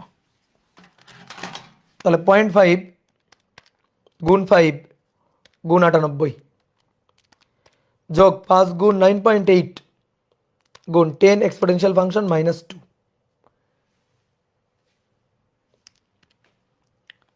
এটা ভাগ 10 এক্সপোনেনশিয়াল ফাংশন -2। দেখো 2499, ইয়েস, এত নিউটন, শেষ। বুঝলা? অ্যাডমিশন টেস্টে এই ম্যাথটা হাজার হাজার বার আসছে, হাজার হাজার বার। আর যে ম্যাথ হাজার হাজার বার আসে সেই ম্যাথের জন্য একটা শর্টকাট হয়ে যায়। তোমাদের দেখো এখন থেকে যা পড়াচ্ছি এগুলাই অ্যাডমিশন টেস্টের জন্য এনাফ, ঠিক আছে? যা আমি একাডেমিতে পড়াচ্ছি এগুলাই অ্যাডমিশন টেস্টের জন্য এনাফ। এগুলো যদি ধরে রাখতে পারো, মনে করো একটা সময় খুব ভালো রেজাল্ট সম্ভব। কিন্তু তোমরা তো রেগুলার পড়াশোনা করো না, এটাই হচ্ছে তোমাদের সমস্যা। দেখো এটা আমি একটা শর্টকাটে একবারে, এই ম্যাথ আসলে একবারে ক্যালকুলেটার চাপ দিয়ে উত্তর। তো কি এখান থেকে একটা শর্টকাট সূত্র আসে, সেটা হচ্ছে এই F X equal to half M B square plus M G X. যেহেতু এই ম্যাথটা বারবার আসে তাই এই কারণে এই ম্যাথে শর্টকাট। দেখো তুমি যে কাজটা আগে করছো 2 ধাপে, আমি সেই কাজটা 1 ধাপে করতে পারি। তুমি এখান থেকে বেগের মান বের করে নিয়ে এখানে বসাইছো, ভাই আমি বেগের মান বের করবো না। F X equal to half M, half M, এই যে ভি স্কোয়ার আছে, তো এই ভি স্কোয়ার মানে হাফ এম, এই যে ভি স্কোয়ার, ভি স্কোয়ার মানে হচ্ছে 2gx, দেখো 2gx, sorry 2gh plus M G X. তাহলে আমি বেগের মানটা বসালাম না, সূত্রটা নিয়ে বসালাম। এবার 2 2 কাটাকাটি করো, দেখো 2 2 কাটাকাটি করো, এফ এক্স ইকুয়াল টু এখান থেকে কমন নাও, এম জি কমন নাও, এম জি কমন নিলে এইচ প্লাস এক্স, দেখছো? এম জি কমন নাও, এম জি কমন নিলে দেখো একবারে এইচ প্লাস এক্স, এ দেখো সূত্র চলে আসে। তো তুমি যদি একবার এটা দিয়ে করো তাও কিন্তু হবে। এফ এর মান বের করতে চাও, এক্স হচ্ছে 10 × 10⁻², এম এর মান 5, জি এর মান 9.8, এইচ এর মান 5, এক্স এর মান 10 × 10⁻²। এবার এখান থেকে এফ এর মানটা বের করবা, দেখবা ওটাই আসবে 2499 নিউটন, এত নিউটন। তো তুমি চাইলে এভাবে কিন্তু করতে পারো, বুঝলা? এই ম্যাথটা কিন্তু বোর্ড পরীক্ষাতে অনেকবার আসে। তো বোর্ড পরীক্ষায় ঘ নম্বর প্রশ্নে যেটা বলে সেটা হচ্ছে শক্তির সংরক্ষণশীলতা পালিত হবে কিনা, কাজ শক্তি উপপাদ্য পালিত হবে কিনা, এই জিনিসগুলো যাচাই বাছাই করে দেখাইতে বলে। তো এই জিনিসগুলো যাচাই বাছাই করে দেখানো খুবই সহজ, তোমার তো শিখাইছি। তুমি কি করবা, আদি বিন্দু শক্তি আর শেষ বিন্দু শক্তি দেখবা 2 পয়েন্টের শক্তি ম্যাচ করে কিনা, ঠিক আছে? রাস্তার মাঝখানে ব্যয়িত শক্তিটা বাদ দিয়ে 2 পয়েন্টের শক্তি ম্যাচ করে কিনা দেখবা, তাহলে শক্তি সংরক্ষণশীল। এভাবে ব্যাখ্যা করবা। যেমন এটা যদি আমি শক্তির সংরক্ষণশীলতা দিয়ে দেখাই, আমি কি এই সূত্র আনতে পারবো? বলো তো, এই সূত্রটা আমরা আনছি কোত্থেকে? এই যে এইখান থেকে, এই যে F X equal to half M B square plus M G X, এখান থেকে আমরা এই সূত্রটা আনছি। এটা আমি শক্তির সংরক্ষণশীলতা দিয়েও আনতে পারি, খুব সহজে শক্তির সংরক্ষণশীলতা দিয়ে একবারে আনতে পারি। দেখো তোমার দেখাই দিই, এটা হচ্ছে তল। তাহলে তুমি হাতুড়ি সহ পেরেক, মানে ওই বস্তুটাকে পেরেকের মাথায় ফেলা হয়েছে, এটাকে একটা বস্তু চিন্তা করবা, একটা বিন্দু চিন্তা করবা। শক্তির সংরক্ষণশীলতা কাটানোর সময় একটা বিন্দু চিন্তা করবা, তাহলে ম্যাথ সহজ। তাহলে আসো, এই যে বস্তুটা এখান থেকে পড়বে, ধরো এই যে পেরেকটা এর মাথায় লাগানো আছে, এইভাবে লাগানো আছে, ধরো পেরেকটা, ঠিক আছে? পেরেকটা ধরো এর সাথে এভাবে লাগানো আছে, আর একটু নিচে আঁকি, এই যে পেরেকটা ধরো এখানে লাগানো আছে। তাহলে কত উচ্চতায় আছে, কত উচ্চতা, এইচ সমান সমান 5 মিটার উচ্চতা। ওকে, এবার আসলো এটা হচ্ছে তল। এবার এই তলের মধ্যে ধরো মাটিতে গেঁথে যাবে, এটা হচ্ছে মাটি, মাটিতে ধরো গেঁথে যাবে, মাটিতে গেঁথে ধরো এখানে চলে গেল, ধরো এখানে চলে গেল, এখানে চলে গেল। অনেক কথা ভাই বস্তু তো আর যায় নাই, আমি বলছি না তুমি একটা বিন্দু চিন্তা করে নিবা, একটা বিন্দু চিন্তা করে নিবা, না হলে তুমি মিলাইতে পারবে না। তখন তুমি যদি চিন্তা করো যে এভাবে গেছে, এই ধরো এরকম ভাবে গেছে এই, তাহলে শেষ বিন্দু তো এটা, এখানেই তোমার চিন্তা করতে হবে। তুমি যখন এই তলের সাপেক্ষে খাটাইতে যাবা তখন তুমি এই বিন্দু নিয়ে সূত্র লিখবা না এই বিন্দু নিয়ে সূত্র লিখবা, তুমি কনফিউশনে পড়ে যাবা। যাতে কনফিউশন না হয় এই কারণে শক্তি সংরক্ষণশীলতা খাটানোর সময় হাতুড়ি সহ পেরেককে একটা গুলি চিন্তা করবে, একটা গুলি, দেওয়ালের মধ্যে একটা গুলি গেঁথে যাচ্ছে এভাবে চিন্তা করবা, মাটিতে একটা গুলি গেঁথে যাচ্ছে এভাবে চিন্তা করবা, ব্যাপারটা তোমার কাছে সহজ হবে। বুঝছো, ব্যাপারটা তোমার কাছে সহজ মনে হবে, তাহলে তুমি সহজে খাটাইতে পারবে। আসো দেখো, এই পয়েন্টে গিয়ে থেমে গেছে, বেগ হয়ে গেছে শূন্য, কতটুকু গেঁথে গেছে, এই যে এক্স পরিমাণ গেঁথে গেছে, তাহলে এটা হচ্ছে এক্স। এবার আমি শক্তির সংরক্ষণশীলতা খাটাবো, বলো কোন পয়েন্টের সাপেক্ষে শক্তির সংরক্ষণশীলতা খাটাবো, কোন পয়েন্টের সাপেক্ষে? আমি এই তলের সাপেক্ষে নিব না এই তলের সাপেক্ষে নিব, তোমার ইচ্ছা তোমার খুশি। আচ্ছা ধরো আমরা এইটাকে তল হিসাবে নিব, ধরো এটা হচ্ছে তল, এই তলের সাপেক্ষে নিব। এই বস্তুটার ভর হচ্ছে এম, হাতুড়ি সহ পেরেকের ভর হচ্ছে এম, ঠিক আছে, বস্তু সহ পেরেকের ভর হচ্ছে এম, পেরেকের ভর অতি নগণ্য। তাহলে এটা আমার এ বিন্দু আর এই পয়েন্ট এটা আমার বি বিন্দু, ভালো করে বুঝিও। তাহলে E energy of A point minus ব্যয়িত শক্তি, মাইনাস ব্যয়িত শক্তি সমান সমান এনার্জি অফ বি পয়েন্ট। কেউ লিখবা না, বোর্ডে দেখো, দেখো কত সহজভাবে মিলাই দিব। এ পয়েন্টে বলো বেগ কত, এখান থেকে জাস্ট ফেলা হয়েছে, বলো, আমি জিজ্ঞেস করতেছি তুমি উত্তর দিবা। বেগ কত বলো, 0, তাই তো? তাহলে বেগ যদি 0 হয়,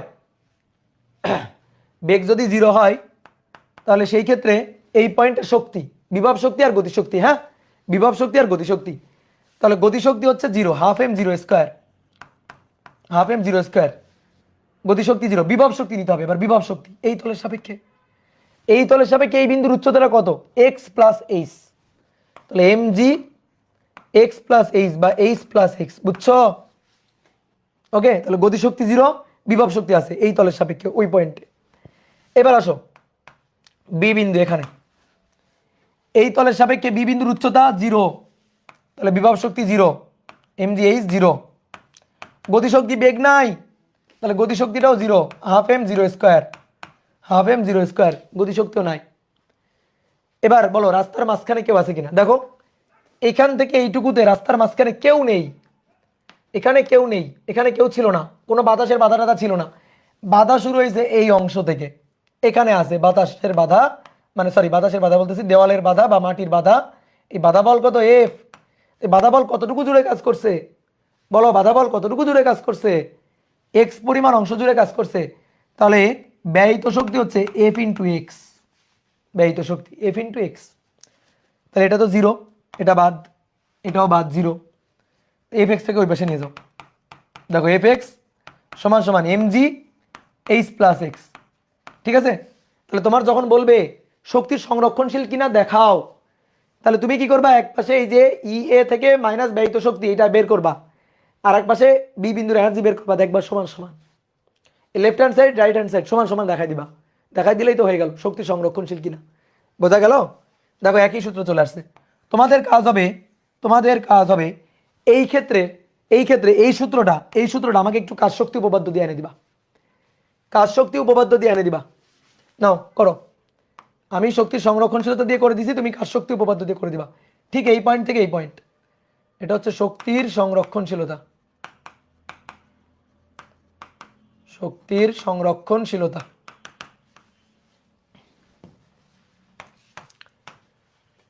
এবার আসো কাজ শক্তি উপপাদ্য, কাজ শক্তি উপপাদ্য, কাজ শক্তি উপপাদ্য দিয়ে আমার এই সূত্রটা এনে দেখাই দিবা। কি হেল্প করা লাগবে? এই যে তল,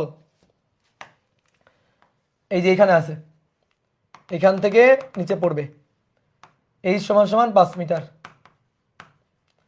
তারপরে এখানে গিয়ে গেঁথে গেছে এই, তাহলে এখানে গিয়ে গেঁথে গেছে কতটুকু পরিমাণ গেঁথে গেল, এক্স পরিমাণ গেঁথে গেল, এখানে গিয়ে বেগ কত হলো 0, এখানেও বেগ কত ছিল 0। তাহলে এই যে আদি বিন্দু আর এটা শেষ বিন্দু, আদি বিন্দু শেষ বিন্দু, আদি বিন্দু শেষ বিন্দু। তাহলে কৃত কাজ গতিশক্তির পরিবর্তন। তাহলে সবাই একটু বোর্ডে থাকো। কৃত কাজ যতগুলো বল দ্বারা কাজ হবে সবগুলো বল দ্বারা কাজ, যতগুলো বল দ্বারা কাজ হবে। তাহলে কোন বল আছে, এর কোন বলটা আছে, ওজন আছে। নিচের দিকে কোন বল, ওজন বল এমজি। বলো এমজি কাজ করছে, বস্তু এখান থেকে এই পর্যন্ত পৌঁছাইছে, এমজি কাজ করছে কতটুকু অংশ জুড়ে, বলো এমজি কাজ করছে কতটুকু অংশ জুড়ে দেখি, বলো এমজি। এইচ প্লাস এক্স নাকি শুধু এইচ নাকি শুধু এক্স, বলো। Yes, H plus x. হ্যাঁ, এইখান থেকে দেখো বস্তু এমজি এটা, আর সরণ দেখো, সরণ হচ্ছে এইখান থেকে এই পর্যন্ত সরণ এমজি এর জন্য। তাহলে এমজি এইচ প্লাস এক্স, এটা হচ্ছে ওজন দ্বারা কাজ। এইবার আসো বাতাসের বাধা, সরি বাতাসের বাধা তো নেই এখানে, কোনো বাতাসের বাধা নেই, সুতরাং বাতাসের বাধা বাদ, বাতাসের বাধা বাদ। এই যে দেওয়াল, এই যে এখানে দেওয়াল না, এইটুকু অংশ মাটি না, এইটুকু অংশ দেওয়াল। তাহলে এবার বলো দেওয়ালের বাধাদানকারী বলটা কতটুকু অংশ জুড়ে কাজ করছে, দেওয়ালের বাধাদানকারী বল কতটুকু অংশ জুড়ে কাজ করছে। তাহলে দেওয়ালের বাধাদানকারী বল দ্বারা কৃত কাজ, বলো এফ এক্স কজ 180, বোঝা গেছে? হ্যাঁ, এবার গতিশক্তির পরিবর্তন, বলো শেষ বেগ কত 0, আদি বেগ কত 0, তাহলে গতিশক্তির পরিবর্তন নাও, হাফ এম শেষ বেগ স্কোয়ার আদি বেগ স্কোয়ার। দেখছো নাই, গতিশক্তির পরিবর্তন নাই। তাহলে কি পাইলাম, cos 180, তাহলে মাইনাস এফ এক্স ওই পাশে চলে গেল, plus F X equal to M G H plus X. ঠিক আছে, দেখো যে কনসেপ্টে যাও যেমনেই যাও সূত্র তোমার একই রকম আসবেই, আসতে হবেই, বুঝতে পারছো? গুড। তাহলে পারবা না, যদি বলে কার শক্তি উপপাদ্য পালিত হবে কিনা দেখাও, শক্তির সংরক্ষণ সাথে পালিত হবে কিনা দেখাও, দেখাবা, তুমি দেখাবা। এই যে দেখো কৃত কাজ এভাবে বের করবা, কৃত কাজটা বের করবা, গতিশক্তির পরিবর্তন অন্য পাশে বের করবা, left hand side right hand side সমান সমান দেখাই দিবা, ম্যাথ শেষ, সমান সমান দেখাই দিবা, ম্যাথ শেষ। বুঝলা, বুঝলা কিনা? তাহলে এই হচ্ছে আমাদের হিসাব নিকাশ। তাহলে হাতুড়ি পেরেক গেল, হাতুড়ি পেরেকের কনসেপ্ট ক্লিয়ার। এবার আসো একটা সুন্দর ম্যাথ করব। একটি বস্তুকে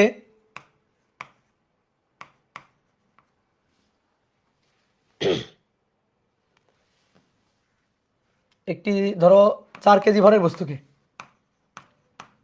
একটি 4 কেজি ভরের বস্তুকে 6 মিটার পার সেকেন্ড বেগে নিক্ষেপ করা হলো, বেগে খাড়া উপরে নিক্ষেপ করা হলো, নিক্ষেপ করা হলো। বলতো বস্তুটি নিক্ষেপ বিন্দুতে আবার কত বেগে ফিরে আসবে, নিক্ষেপ বিন্দুতে আবার কত বেগে ফিরে আসবে, বলো বলো নিক্ষেপ বিন্দুতে আবার কত বেগে ফিরে আসবে, নিক্ষেপ বিন্দুতে আবার 6 মিটার পার সেকেন্ড বেগেই ফেরত আসবে। তাহলে 4 কেজি ভরের বস্তুকে 6 মিটার পার সেকেন্ড বেগে খাড়া উপরে নিক্ষেপ করা হয়েছে। তো চিন্তা করো এই কলমটাকে আমি খাড়া উপরে নিক্ষেপ করলাম 6 মিটার পার সেকেন্ড বেগে, কলম আমার কলম আবার আমার হাতে এসে পড়বে কত বেগে, 6 মিটার পার সেকেন্ড বেগেই পড়বে। তাহলে উপরের দিকে ছুড়ে দিলাম 6 মিটার পার সেকেন্ড, হাতেও এসে পড়লো 6 মিটার পার সেকেন্ড বেগে, তাই তো? তাহলে একই বেগে, কিন্তু সেটা পড়ে নাই। বস্তুটি নিক্ষেপ বিন্দুতে 5 মিটার পার সেকেন্ড বেগে ফেরত আসছে। এত বেগে ফেরত আসলে বস্তুটি কত উচ্চতায় পৌঁছেছিল, বস্তুটি কত উচ্চতায় পৌঁছেছিল, কত উচ্চতায় পৌঁছেছিল, বলো বলো বলো। দেখো আমি যদি বলতাম একটা বস্তুকে ভূমি থেকে নিক্ষেপ করা হয়েছে ইউ 6 মিটার/সেকেন্ড বেগে বস্তুটা সর্বোচ্চ কত উচ্চতায় পৌঁছাবে, এটা যদি বের করতাম তাহলে H max equal to U square by 2g। শেষ। কিন্তু এই ভুগি যুগি চলবে না, এই ভুগি যুগি ভুল। এবার এটা হবে না। এবার নিক্ষেপ করছি 6 মিটার/সেকেন্ড বেগে, নিক্ষেপ বিন্দুতে ফেরত আসছে আবার 5 মিটার/সেকেন্ড বেগে। এটা কেন হলো? কারণ এবার বাতাসের বাধা আছে তাই। বুঝতে পারছো?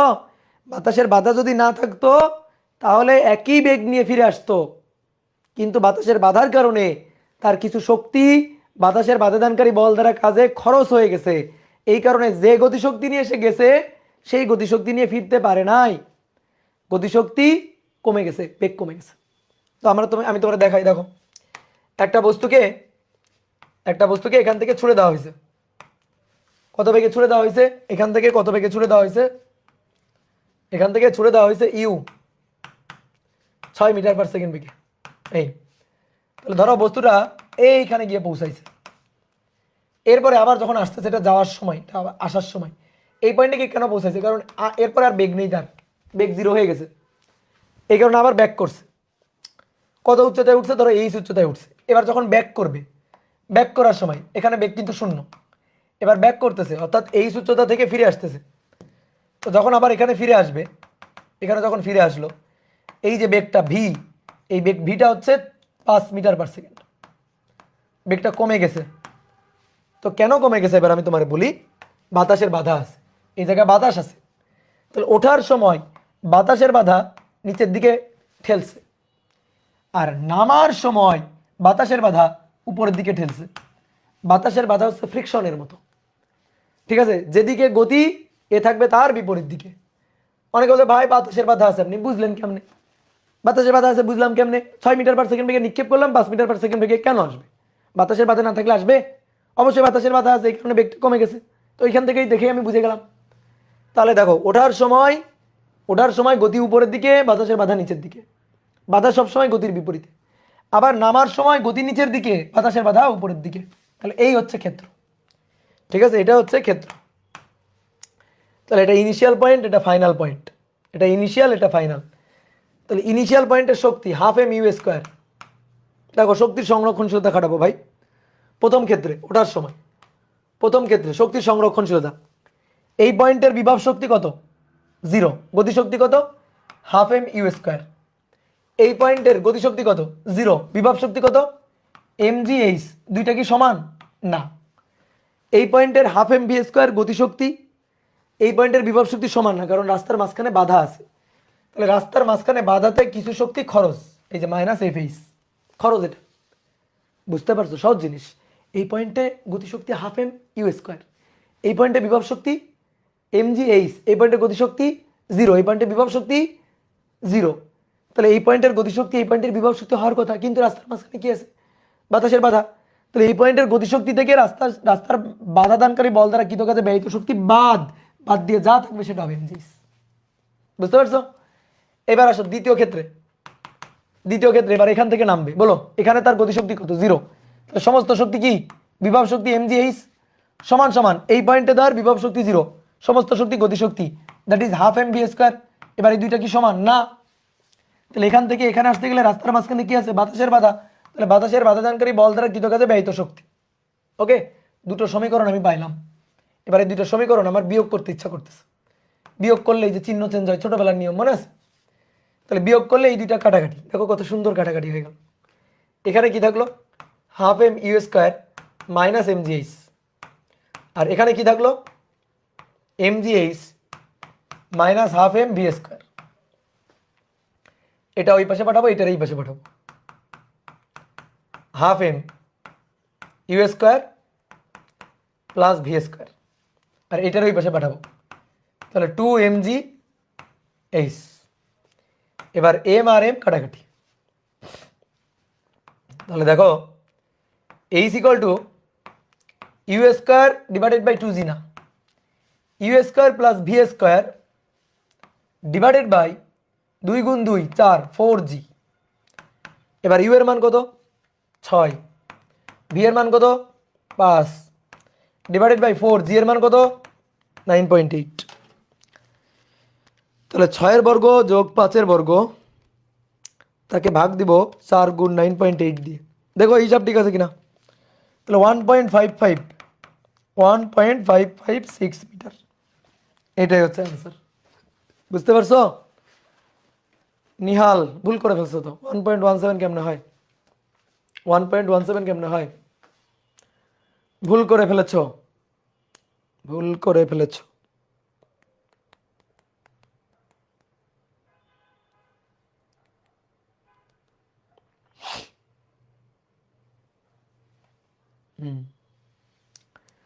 ওকে, তাহলে আজকে এই পর্যন্ত থাক।